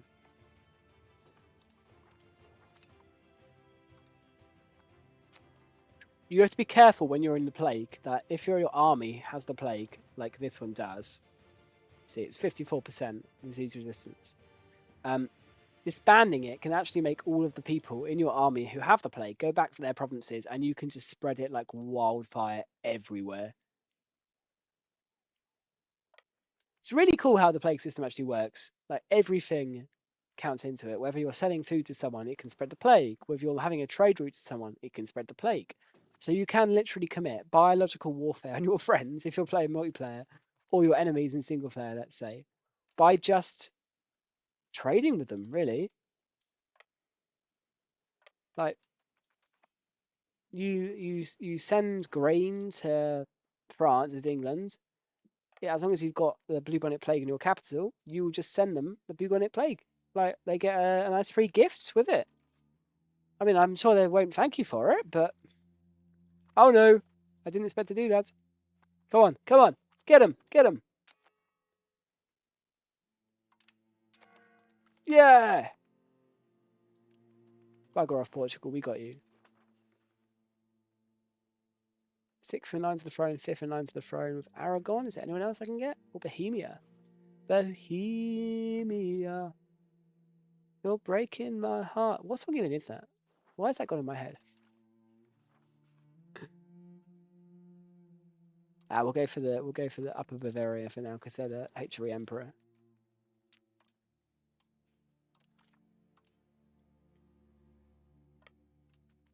It's gonna be a hefty war getting down to Portugal. Actually, no, it's not. We'll just go straight there. Fuck it. Charge. Yes, I don't know who you are, but you can have military access. London's having issues now.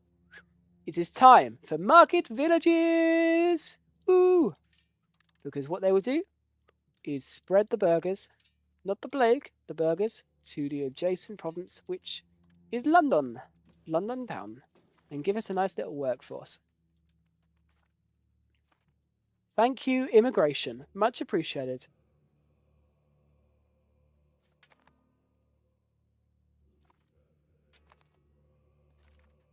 Vendels. Are you a French vassal by chance? You are... No, just a random H3 nation. Yes. Give me your money, please. Thank you. Now, we land in Lisbon. Let's do it.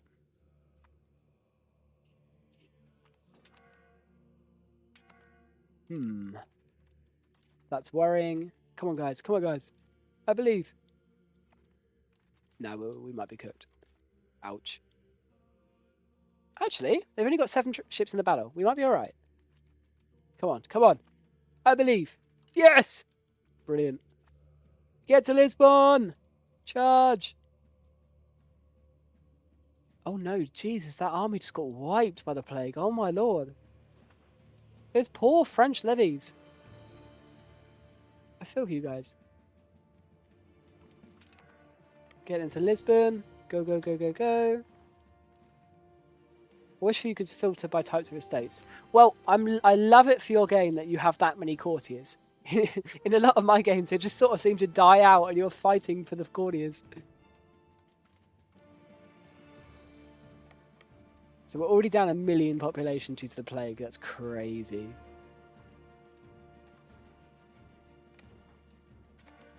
Realistic. And it will get a lot worse.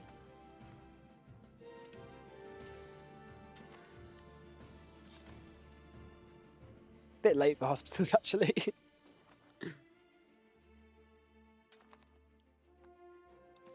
Are still going to be friends yet? No, sad. They're not very happy with me trying to murder their friend. Oh no. Oh no, no, no, no, no, no, no, no. We got a breach in that siege. I don't want to ruin that. Escape, escape, escape. See, I didn't really balance my armies because I'm an idiot. Oh no, I now have to defend them. See, I have caused my own issues here. Come on, I believe. I believe in miracles. Woo, it worked. Get cooked.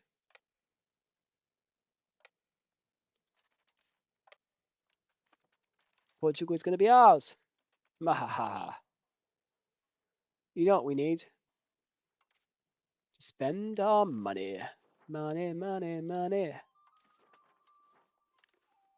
Oh my god, the worker shortages are crazy. It's almost like we just had the Black Death or something. That's mental.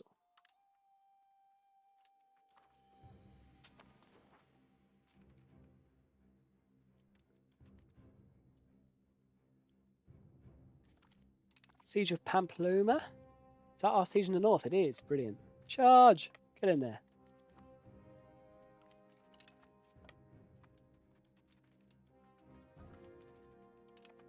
No. Sad demise. That is sad. Now I'm taking a risk here, leaving the front. Oh! Ha! Your army is here. That's fine. Let's get you.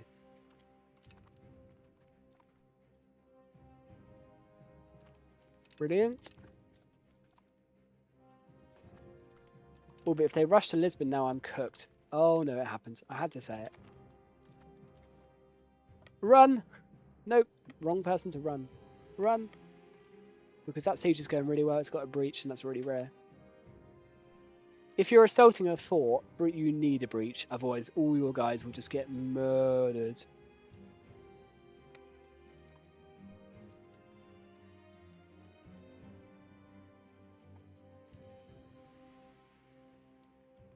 You guys got any secret strategies for England? Anything I should be aware about? The only crackhead one I heard was going Cornish culture. Because apparently it times your levy size by 2.5.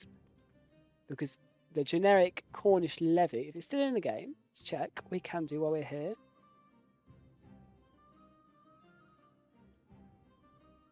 Doesn't show at the moment, but the generic Cornish levy gives you 5%, I believe.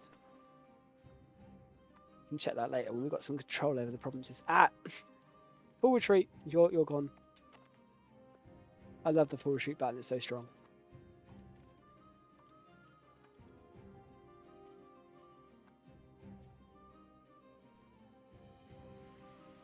Siege you down quickly, guys. Otherwise, you're going to get caught.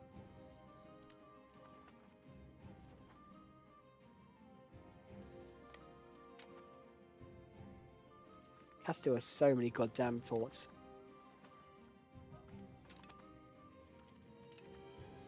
Right, if we take one of these forts, we'll be able to get right into the centre of Castile without any issues, really. Full retreat again. So you can just avoid yourself being stack wiped, but with a full retreat button. It's brilliant. Promote integration crisis, that will be very useful for us.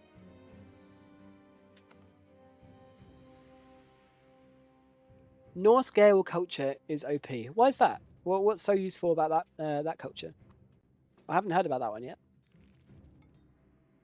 Did you enable Scoutage to Duchy of Aquitaine? No, I haven't, because I won the War of France in the first one, and I used it as my landing stage because they have such good forts here that if you fight the war and it goes well, you can.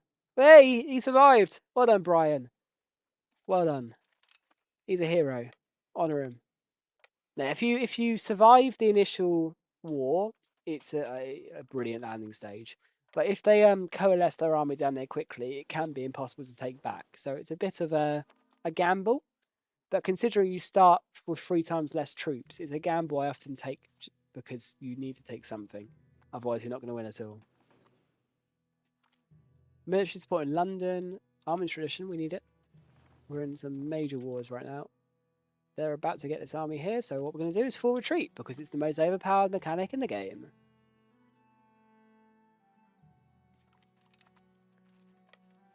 Right. Lisbon taken. How much do we need to make Leonor the ruler? 60%. Okay.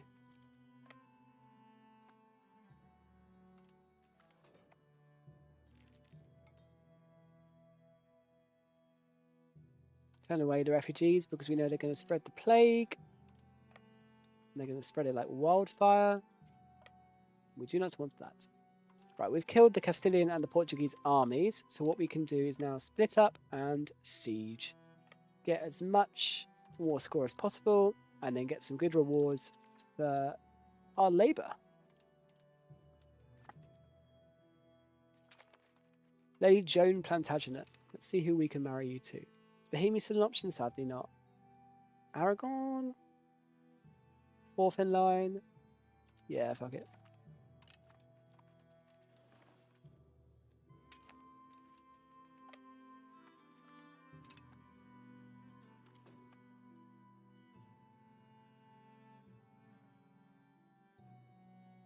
We're not going to persecute the French people. That would be a bit bad.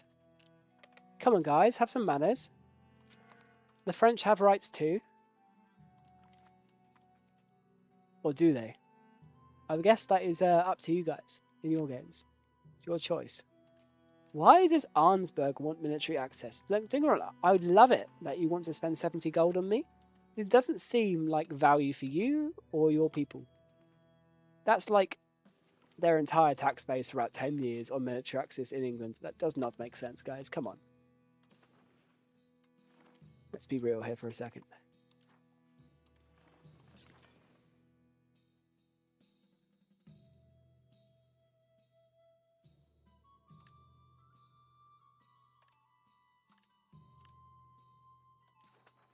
Tar kiln is needed. Okay, so we'll make one in Portsmouth. Why not? And where else have we got workers? This stage of the game is all about where people are actually left.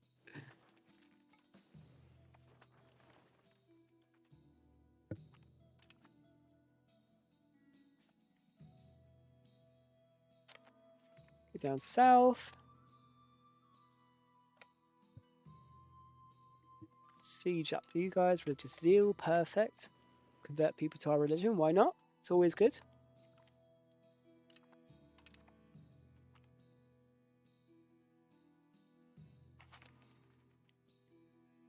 Integration buff. Brilliant.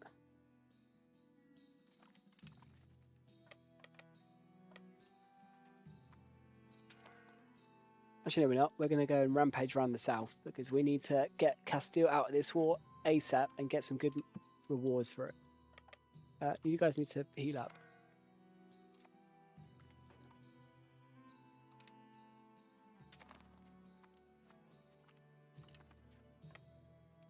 Right, we need to split you in half, speed up our siege time because there's a lot of cities here to take. How many troops? They got 0 troops. Okay, I can just carpet siege at will. Brilliant.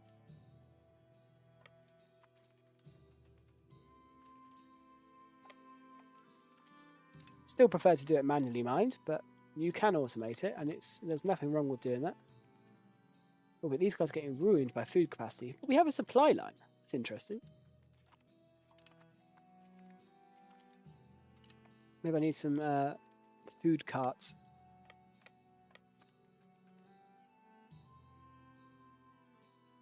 Let's get to Cordoba. It's a high value city.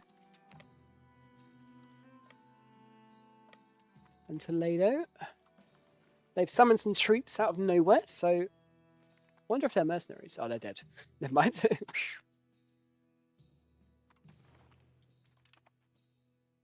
Do we take Gibraltar? That could be quite funny. I'm tempted, to be honest. I am tempted.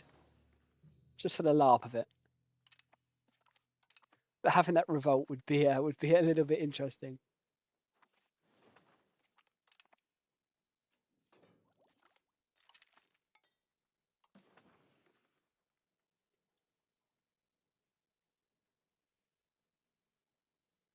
I might take Ceuta, actually. That would be really interesting. Give us an angle to go into North Africa as England.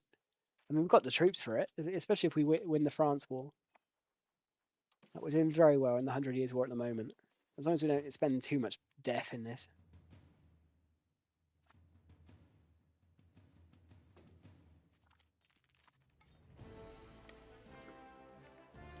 Alcaraz, Charlie Alcaraz. We love Charlie Alcaraz. The strongest culture in the UK is what the Isle of Man starts off with. Interesting. Why is that? Let's have a look. What's their culture? I'm having a moment. Where is it? Where is it? Where is it? Norse Gale. Oh, that's the one he was mentioning. What makes it so strong?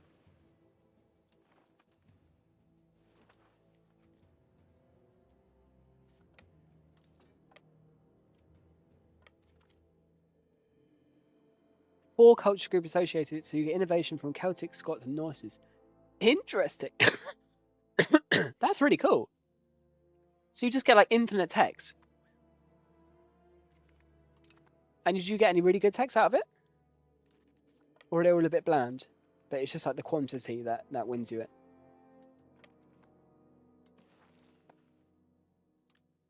Oh, we're going to get some good money out of this.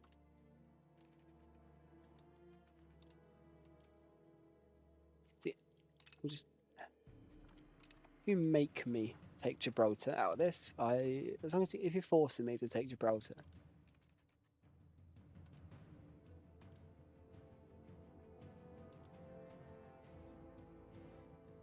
I guess give some land to Aquitaine.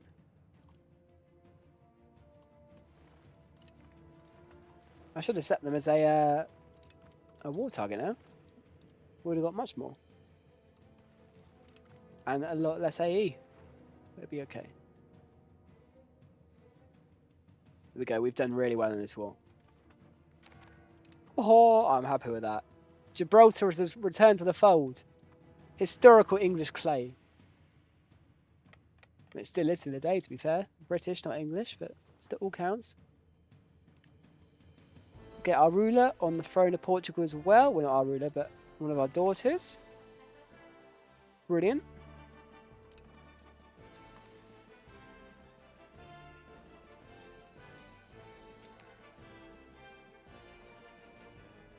So if she was to die...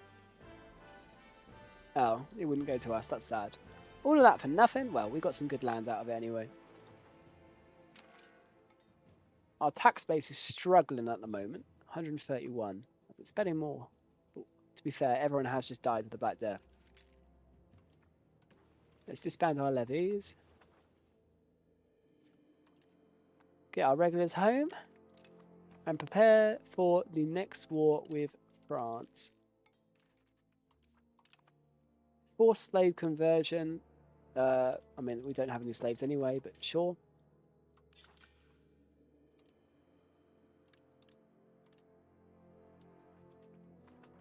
We've still got a fine cloth issue in our market. That is surprising.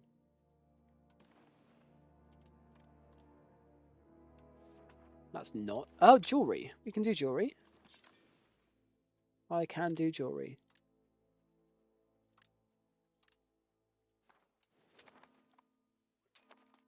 Let's make Saffron Walden a town. Get that going. Oh, we can now work on our roads because the plague has been and gone, which is absolutely worth it. So we're going to get on with that. Oh, the Portuguese Civil War. Lovely. To be fair, we have to spend a 9-year-old their queen. That's crazy.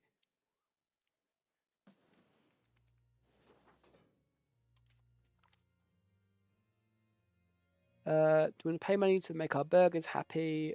Go to Naval. Well, that's decent. But...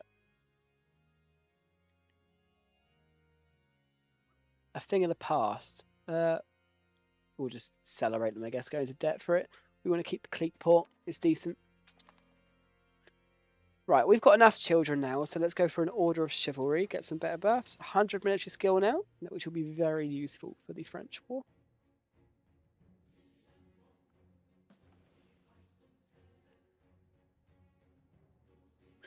All of the cultures from Scandinavia and the UK, quantity and the hiring of privateers is very nice.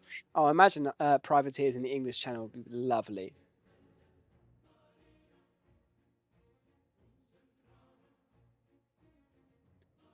Right. I'm guessing our truce with France is up. Yes, it is. There is that Russia.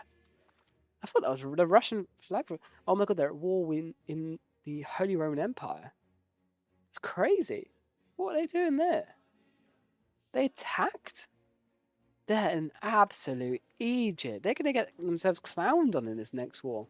Rub my hands with that. Albeit we have just lost 1.5 million people to the Black Death. Spear back one moment.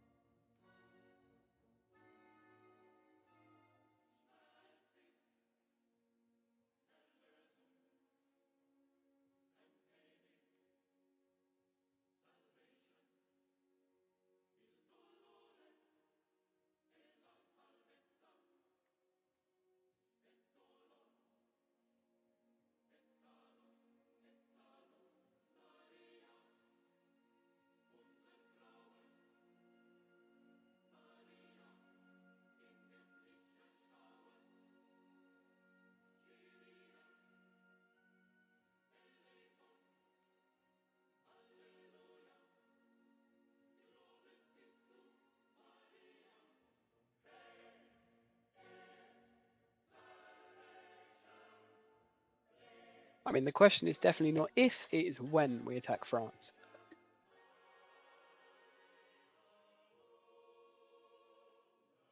And if they're fighting Bohemia and the Holy Roman Empire, we could just let them destroy each other and their levies and just go in scot-free, really. Get as much free real estate as we can. Or do we go in now, which will reduce our weight to war them in the future, because obviously we'll finish all earlier, we'll get our truce down. It's an interesting conundrum. I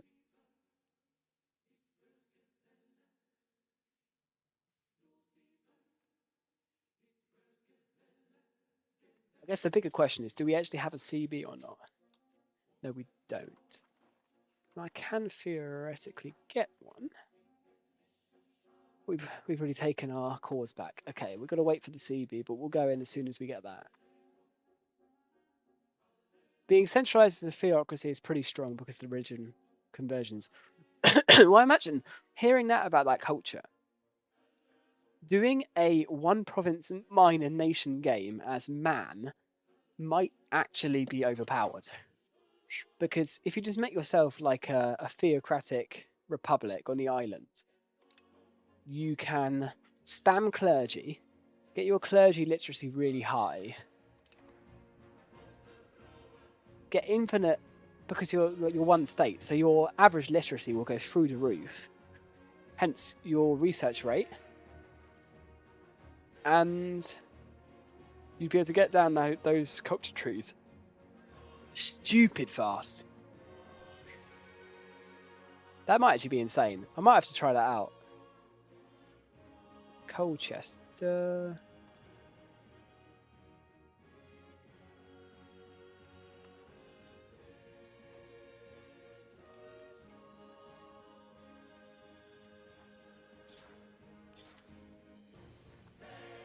Get some roads going in from our sea tiles. Get as much control as we can into East Anglia, as we have a lot of population over here and it's not doing much.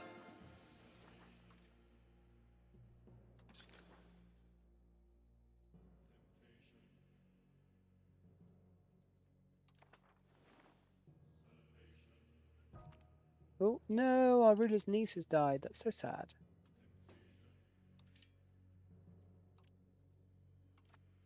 We still need quite a few staple goods, so we need to work on our market.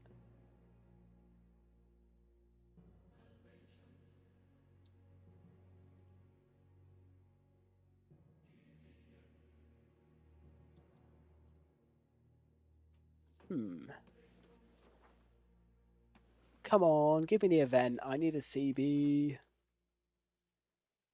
Oh, but apparently they're stronger than me at the moment. I don't believe that for a second, guys. Let's be real. Let's ping it for a bit until we get the event. Speed 5! Feels like you're pausing into the future. But even then, because the hourly ticks, it's a wild animal. Poor Henry Percy. Well, I thought you died in the Prussian Crusade anyway, let's be honest. So, you've had a good life.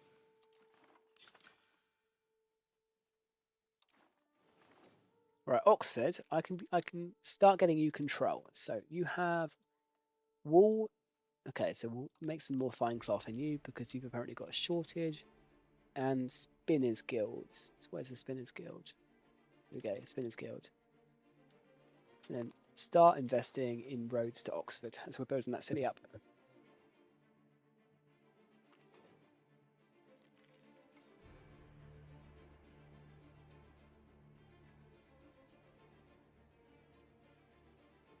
Really need to plan your economies in this game. Like, oh, there we go. We got the CB. Right, happy Joe. Right. Declare war. 22k versus 8k. We need to get rid of our naval levies. It's fine.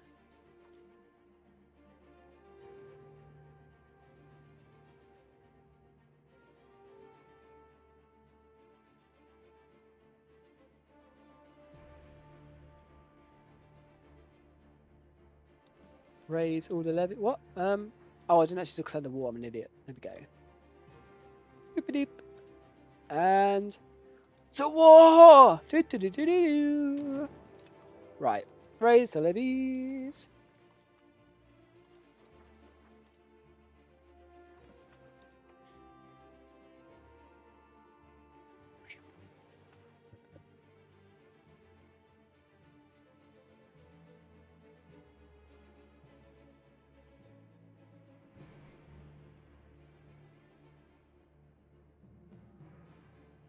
Let's get going.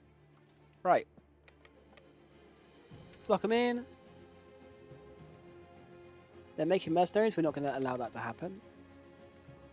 We've actually got some good generals now, which is nice. Helps with the army tradition. Delete you, otherwise because you're just going to die. Let's come off for speed 5. That would be suicide. Abject suicide. How are you making so much money? England. England is busted.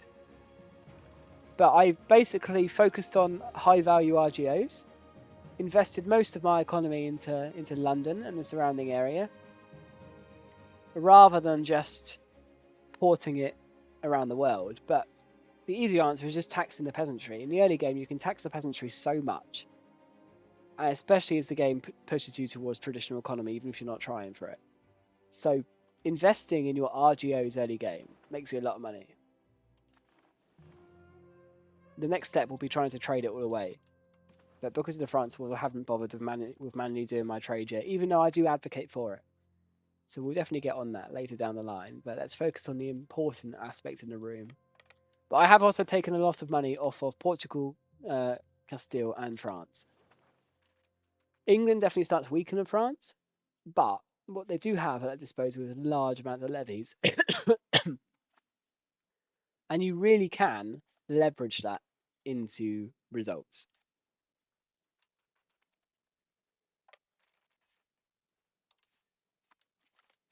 Right, let's not let them do any bloody mercenaries. I'm not having that. In my books, that's cheating, France. You need to get a life. And let's just port our guys to northern France. Quick as chips. They've got rid of the fort there, but... Oh, no, they haven't. They're still there. I'm just being blind.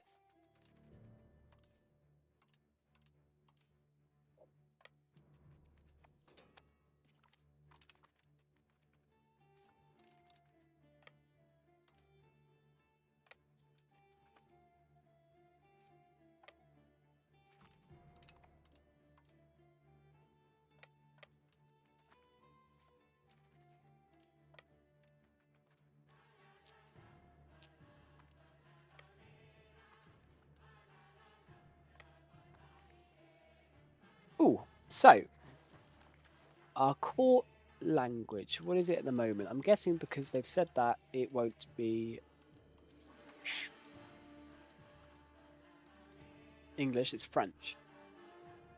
So court language is a foreign language, just makes our estates not friendly. If we make it English... so if we make it English, it will make our estates happier. If it will make it Latin, we'll get, I think, some research buffs. We'll take the prestige, that'd be nice. Yeah, so we now have court language is common, so we get 10% cultural influence and peasant estate satisfaction. And court language is the capital's market language, which gives us 5% trade capacity. So 2 decent little buffs, actually. Not to be sniffed at. Bohemia wants to buy military... Yes. I don't know why they all want military access from me, but okay. I'm not complaining. Let's make some more scriptoriums. When taxing peasants, you mean you give them enough privileges so you can get max tax? Have I given them any? I mean, I haven't really given them anything.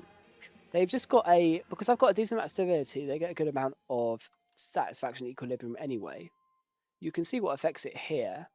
So we got an extra 5% from common language being the court language. Oh, Diaz wants to give us more money. Yes. I mean, the game keeps trying to give me free money. That could be a more honest reason about why everyone's going so well, but I'm not complaining. We need another cabinet member ASAP. This is taking way too long.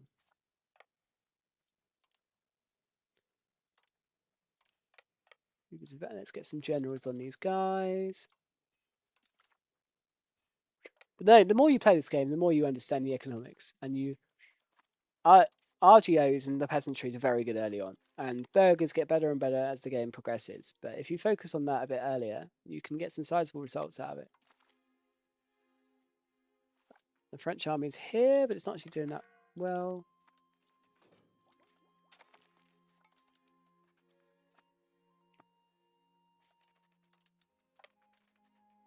Balance and go. Danish exile, yes. Give. Don't need to see who you are. I just want that lovely, lovely prestige. Let's go. The dogs are descending on us. Sure, I'll take the Danes. Why not? Have they entered their war with Bohemia by chance? They might have. Oh, no, they're still going. So I had 40% max tax. I was only taxing peasants at 20%. I mean, you can always give them more privileges. That makes them like you more. Your common language being your court language. And yeah, but I mean, privilege is the main one. Yeah, and you don't really have to be overly cautious with the state power for the peasantry because they never really get that powerful anyway. It's just the nobles and the burghers you really have to worry about, because if you give too much to the burghers, they will just become humongous.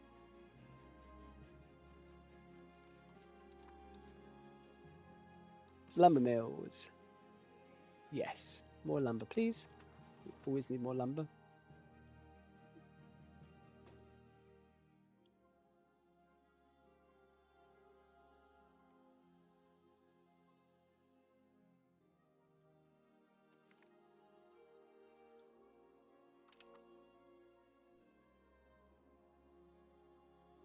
But welcome to the stream, Viva. It's nice to see you. Let's get these guys occupied. I don't want to overspread my army because I know the French are about somewhere.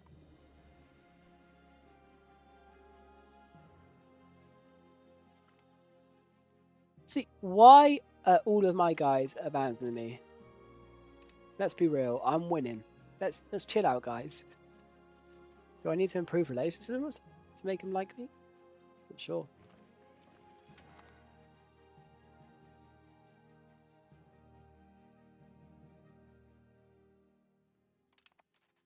Just seems to be an event, which is interesting. Prevent annexation in Scotland. That's a good CB. Well, no, it's not. It's a crap CB. Lads, get a grip. Honestly. Why are you abandoning the winning team? Just because we've lost one goal, which we haven't even, we can get 2 more goals. Is there anything more to early game warfare other than build horse? Combat seems more straightforward than EU4 or Imperator. Is combat on the surface, it's easy on the surface and gets more and more complex when you get into it. But horses are overpowered, yeah. Just the basic rules are regulars beat the shit out of levies, horses beat the shit out of everything, and have a bit of artillery to boost your sieges, otherwise it's going to be crying, because forts are overtuned at the moment.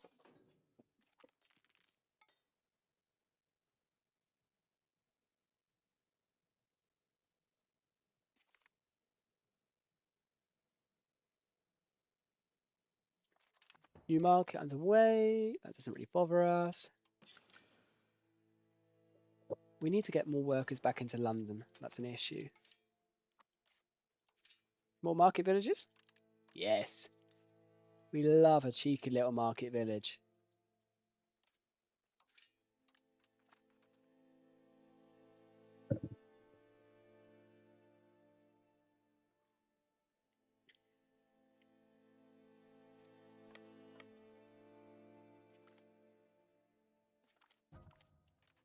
No, John Quentin died. Poor John. We will miss his like. France, if you actually brought your army over here, you could, like, kill me quite effectively. I don't know what they're doing at the moment.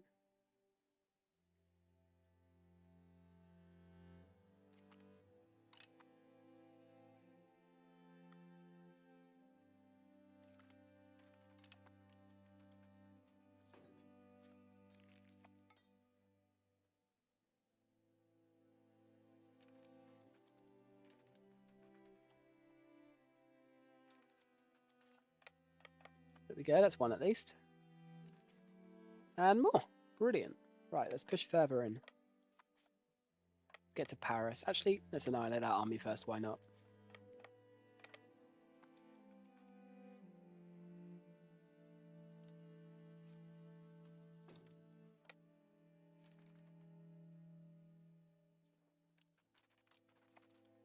Get him! Get him now! Brilliant. Right, to Paris we go.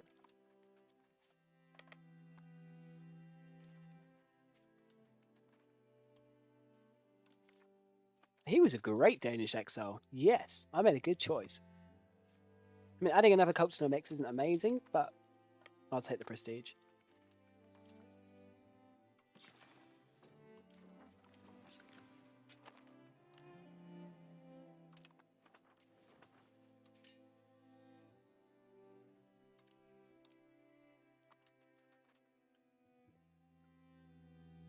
Yeah, we need to get Walden into a city and a lot of people into them ASAP for that saffron. Just trying to make the most of it. Same with the silver province, really. How are they doing for capacity? Where is it? So I know it's around the somewhere else that one problem something click. Ah, we can expand it. Good. Silver and gold are very, very strong. Need to use it.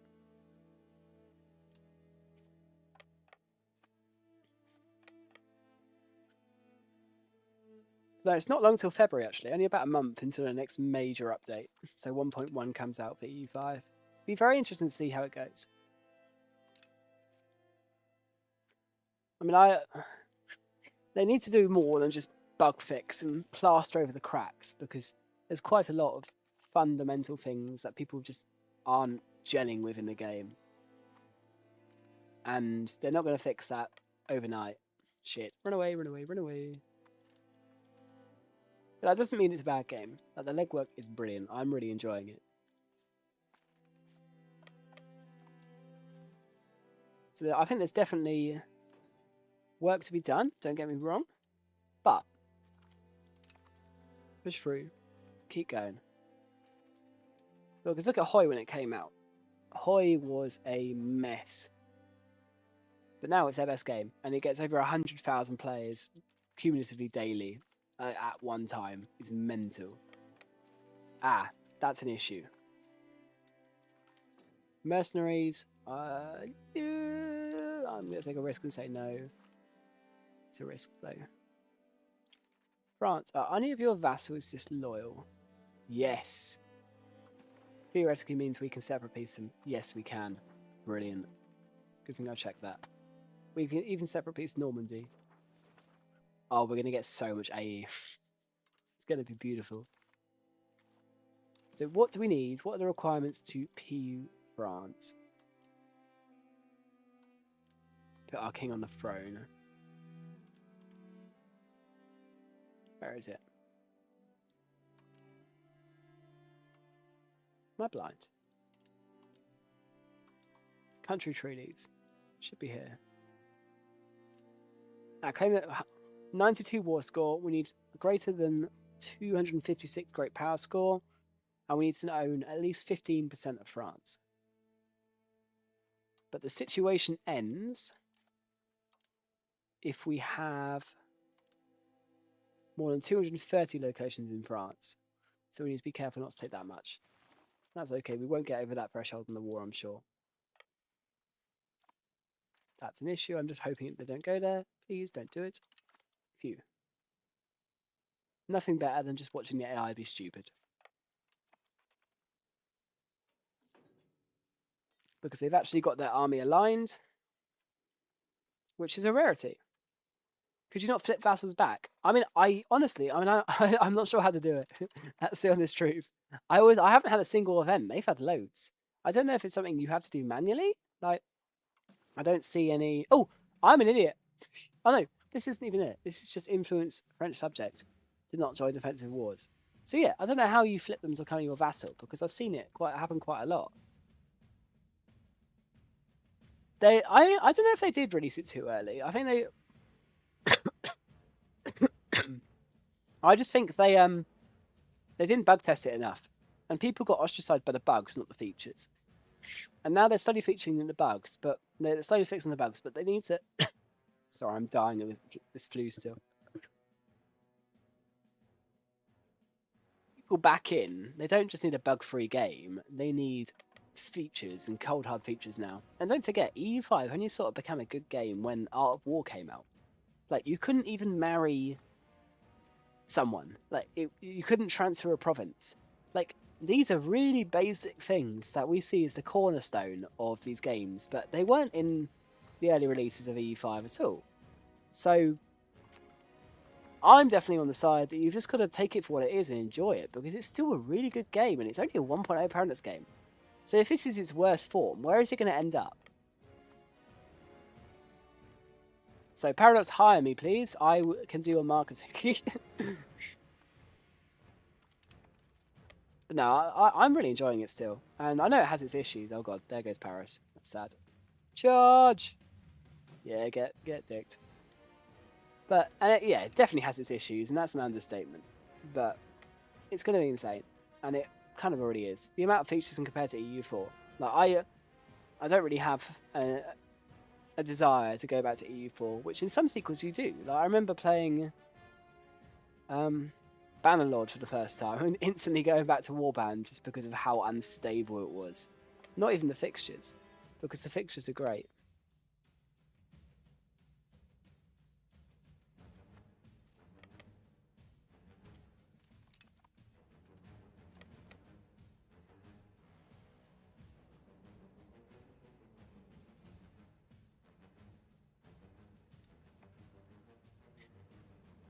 Ah, we finally have money. Do we want to spend it on anything? My tax base hasn't gone up as much as I'd hoped. But I guess we have had just had the Black Death, so I can't be too annoyed. Just keep being efficient with our RGOs.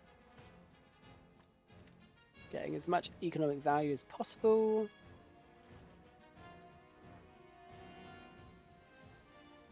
We need lumber mills, that's what we need. The lumber crisis is not easing up at all. Time to spam lumber, because we need that building cost reduction. We need that fast.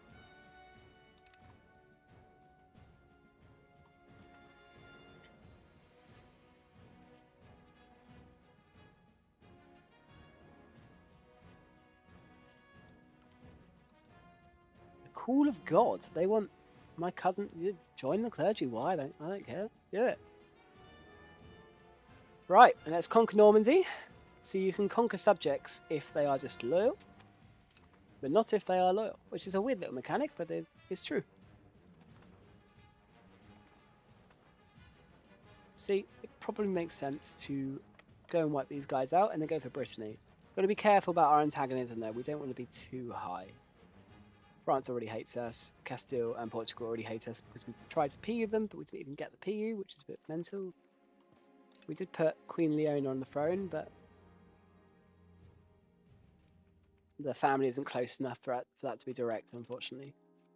Oh, but I do like the fact that it's a little bit of a CK2 element there, that you really have to plan it. It's quite nice.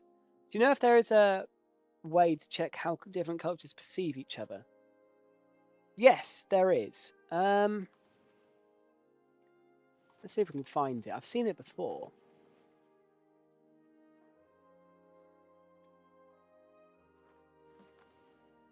I mean, you can definitely go on to ask to improve cultural opinion, because then you can see directly.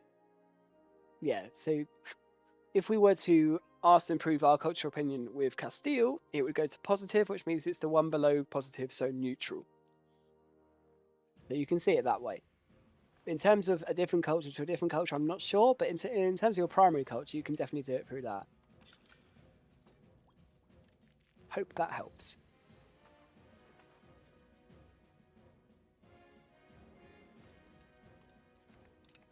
Oh, the coalition against England is forming. Oh no. You can't stop me. I am inevitable.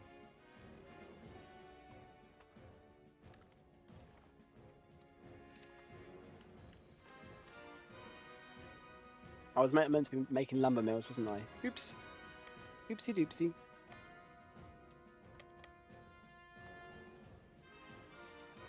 Yeah, France is kind of cooked. It's going well though. Can't complain.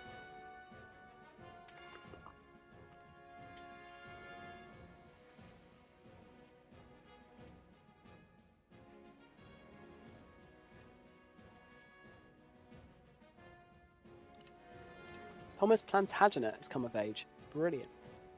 Let's get you doing something. Marry that shit heir, but if we get a PU in France, I'll be happy.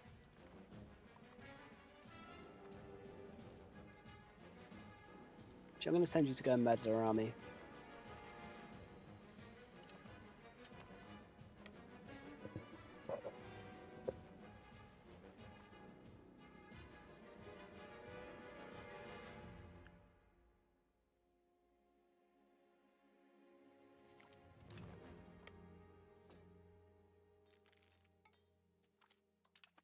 There we go. Another battle won. Time for a siege of Paris, I believe. Let's put my heir in it. Why not get him doing something? He might die, but let's do it. Right, Brittany. Am I going to get merged with AE if I take land? Probably. Am I going to do it anyway? Yes.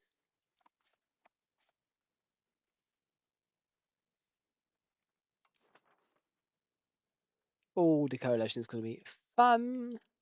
Let's do it. Albeit, how much is it to vassalize you, actually? Can I do that?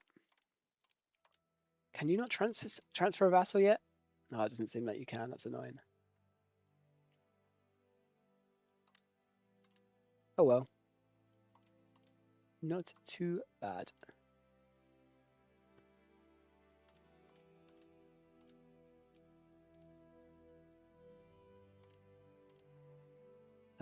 Dismantle their fort, why not? And we'll go for that. Got quite a lot of land in France now. How much would it cost us to PU the Frenchies? It's still their market centre, which would be useful. We need more great power score, and we have to control Paris.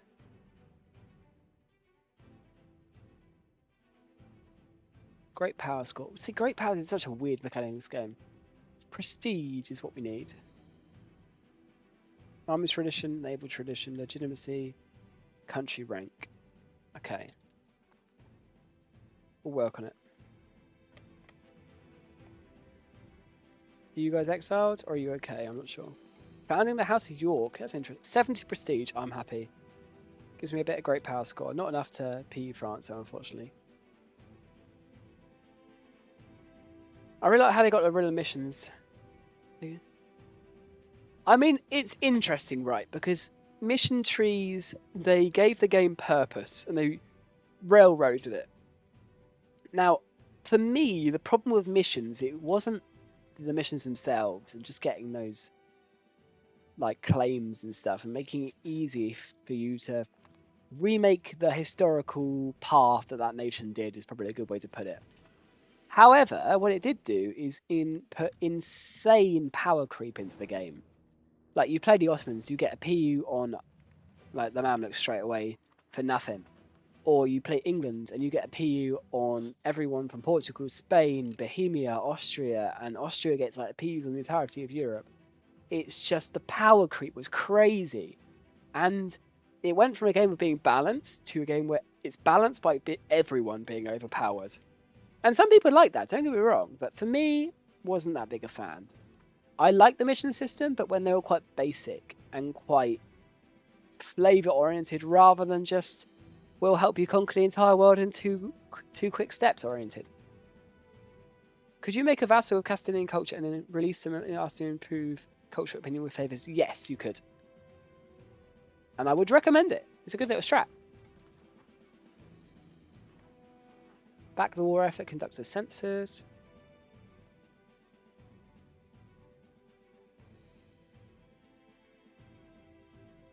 Let's do a census. Population is really important. Do some serfdom and... Oh, I don't want to contain professional armies. That'd be sad. Oh, it's going to make our nobles hate us, but bugger off nobles. No one likes you anyway.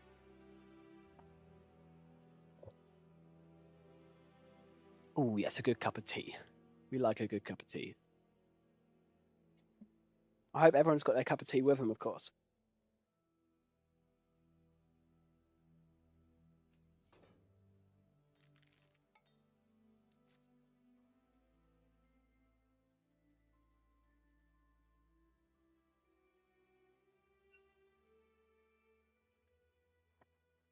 Got some money to spend now, and I was saying lumber mills, wasn't I? We need lumber. Let's do it in our high control areas around here.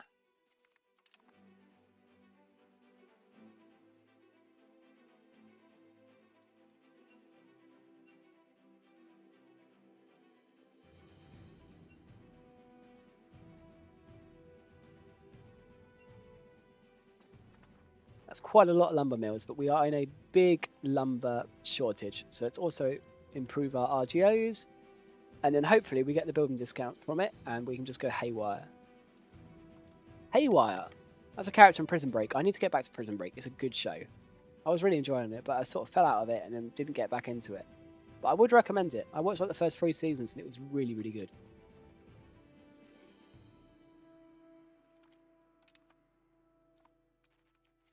The Siege of Paris is done! Woo!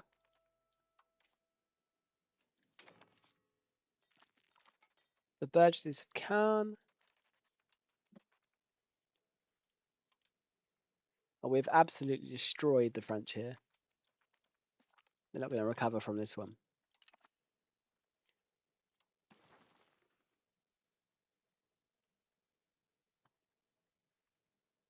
Have we got cores there? No.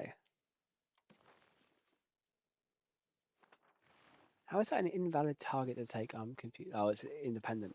Interesting. Well, we'll take it.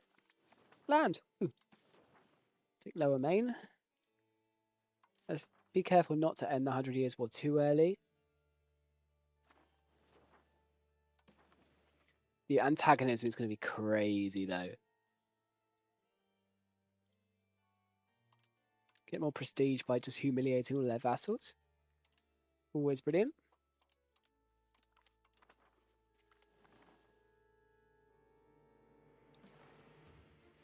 Take Artois. It's our cause anyway.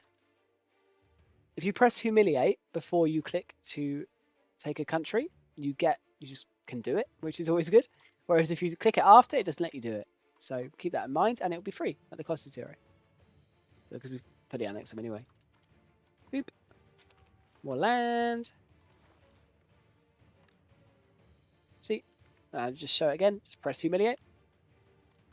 And if they're going to get annexed anyway, just do that. Boop. More prestige. Ooh. Same with this county. Humiliate. Take the money. Then take the land. And we are golden. We're just farming prestige now. And we'll do it with these guys as well. And my antagonism is going to be mental. You guys are seeing nothing. I'm not an egomaniac. It's a little bit sketchy, but it'll be worth it. Living in Denver, it's nice. Water boils. See? Yeah, agreed. Tea is perfect everywhere.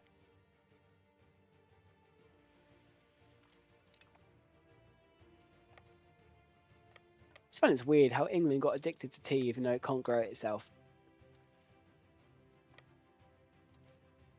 The reason for rampant colonialism, England needed tea.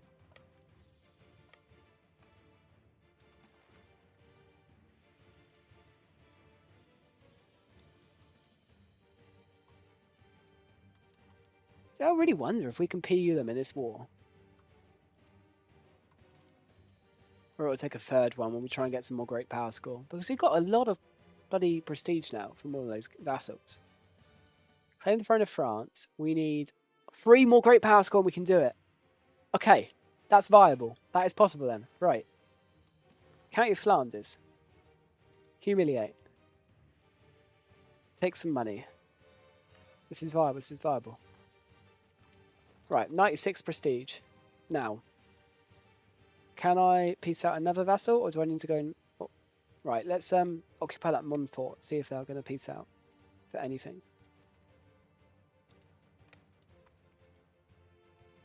Gets 100 prestige, which I haven't actually done in EU5 yet, which is crazy, because it seems hard. But I found a free money glitch in terms of prestige, so we're going to use it. It's not a glitch, I don't think. Well, it kind of is. But we're not complaining. Intentional game mechanic, we'll say. Intentional game mechanic. Right, separate piece, humiliate, take them. Actually, are they in the province or not? I don't know if I want to take them. Oh, they're in the Paris province, so yeah.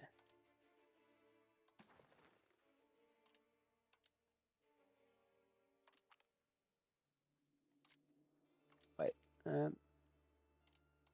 Humiliate first. Take land. Money. Right. Boom. 100 prestige. Insane. Now. 15th great power. Great score of 240. Now, does that let us claim the throne of France? 204. We've gone down. How have we gone down?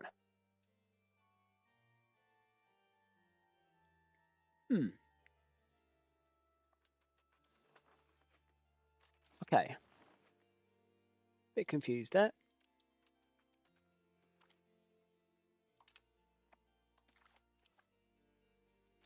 How can we get our great power score up further? Stability, subjects, kingdom, power rank, embrace institutions. Institutions could be a shout. But is it in any of our locations? Oh, professional armies is coming. We can definitely wait for that. But if I occupy more and more France, it will do more damage anyway. There we go. We've got our census done, which is good. Lots of population. Can't complain about that. Yeah, the requirement went down. I'm wondering if it gets easier the more you occupy out of France. And the front of France is 245 still. So we'll keep occupying, seeing what we can get. Rems.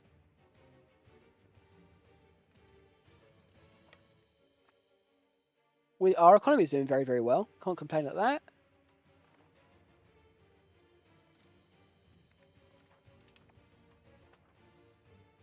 Spam some RGOs. Albeit the lumber mill strat was going quite well, so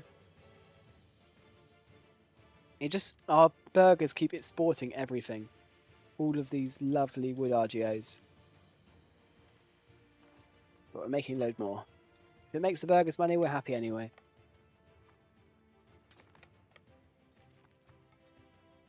Well, look. I mean, theoretically, right?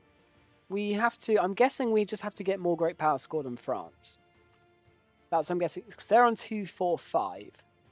And they've got 73 from subjects. And I can't release subjects while I'm at war. But that seems like a cheat code to get more great power score.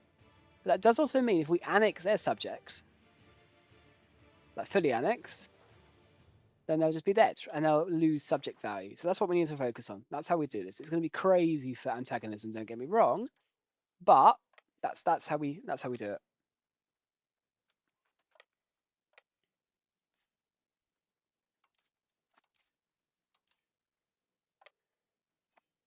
Let's see what we can do.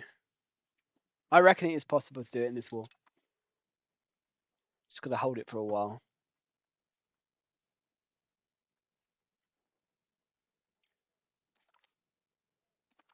The end of the Black Death. Oh my god, 1.5 million people. That's painful.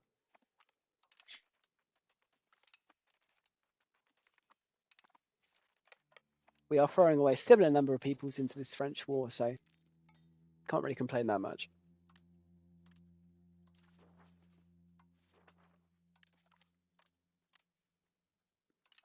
Liège have joined my coalition. Well, if I manage to PU France, it's going to be a lot more than just that. 246. No, they've gone up. That's painful.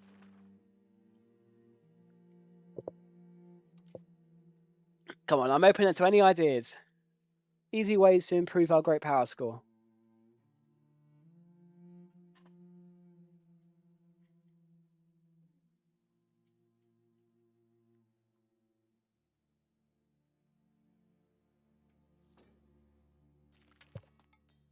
Trade capacity, apparently. I don't know how much it scales, but it's apparently one. So I'm wondering if we just spam out marketplaces, whether that will give us a buff. Let's go for that, why not? I mean, I can try it. It can't hurt.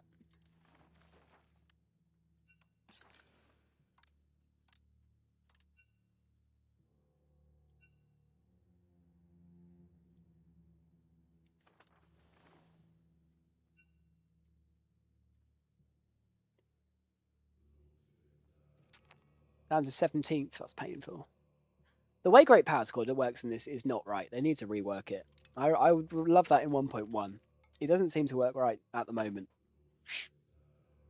Like, come on, I'm smacking the shit out of France. Why is their great power score more than mine? Marketplace. Let's make more. We'll do that, see if it busts us up a ball.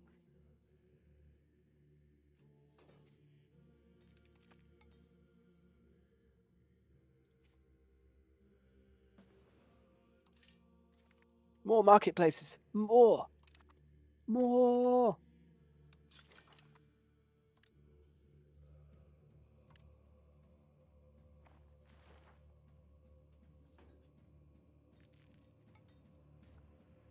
Reffel, that's another vassal. One, hopefully a bit small. I might be able to annex. Let's have a look. Oh yeah, they're tiny. Now that would give us a major A into Liège, but oh my lord, France have expanded far into them. And we're about to get that, hopefully. Rubbing hands together. Yes, yes, yes. Right. Humiliate. Let's get some more prestige in the bank. Alex Reffel. Brilliant. Right.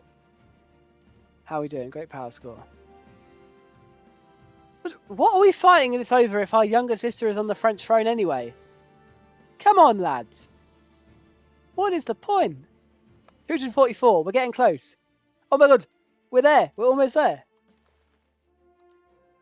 Come on. Oh, it's possible. Oh my lord. We've done it. That's brilliant.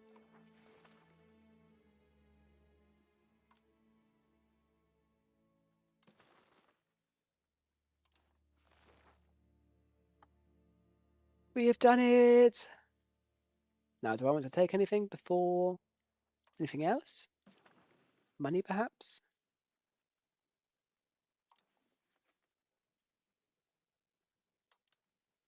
Yeah, war reps. Why not? We have claimed the throne of France. Woo! I doubt it was a white piece, lads. I just claimed your throne. We formed a P in France. Woo! Now, this little enclave is going to annoy me. I'm going to make that a vassal. ASAP. Historical subjects. Which one are you? Reffel, there we go.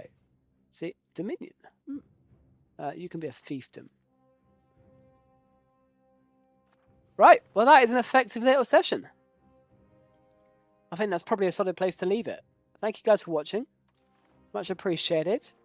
We've managed in only, how long? 19 years to claim the throne of France, to get a quasi-personal union over Portugal, take back Gibraltar, and we have done quite well. So do let me know if you want a session 2 on this save. But we've kind of done, we've kind of completed it at this point. We're on for a world conquest run now, so we can definitely see how it goes. But our economy is doing insane. Diplomatically, we've done incredible. We can probably push for Holy Roman Emperorship, and yeah, we've done really well. So thank you guys for tuning in. Have a brilliant evening, and I'll catch you guys soon. See you in a bit.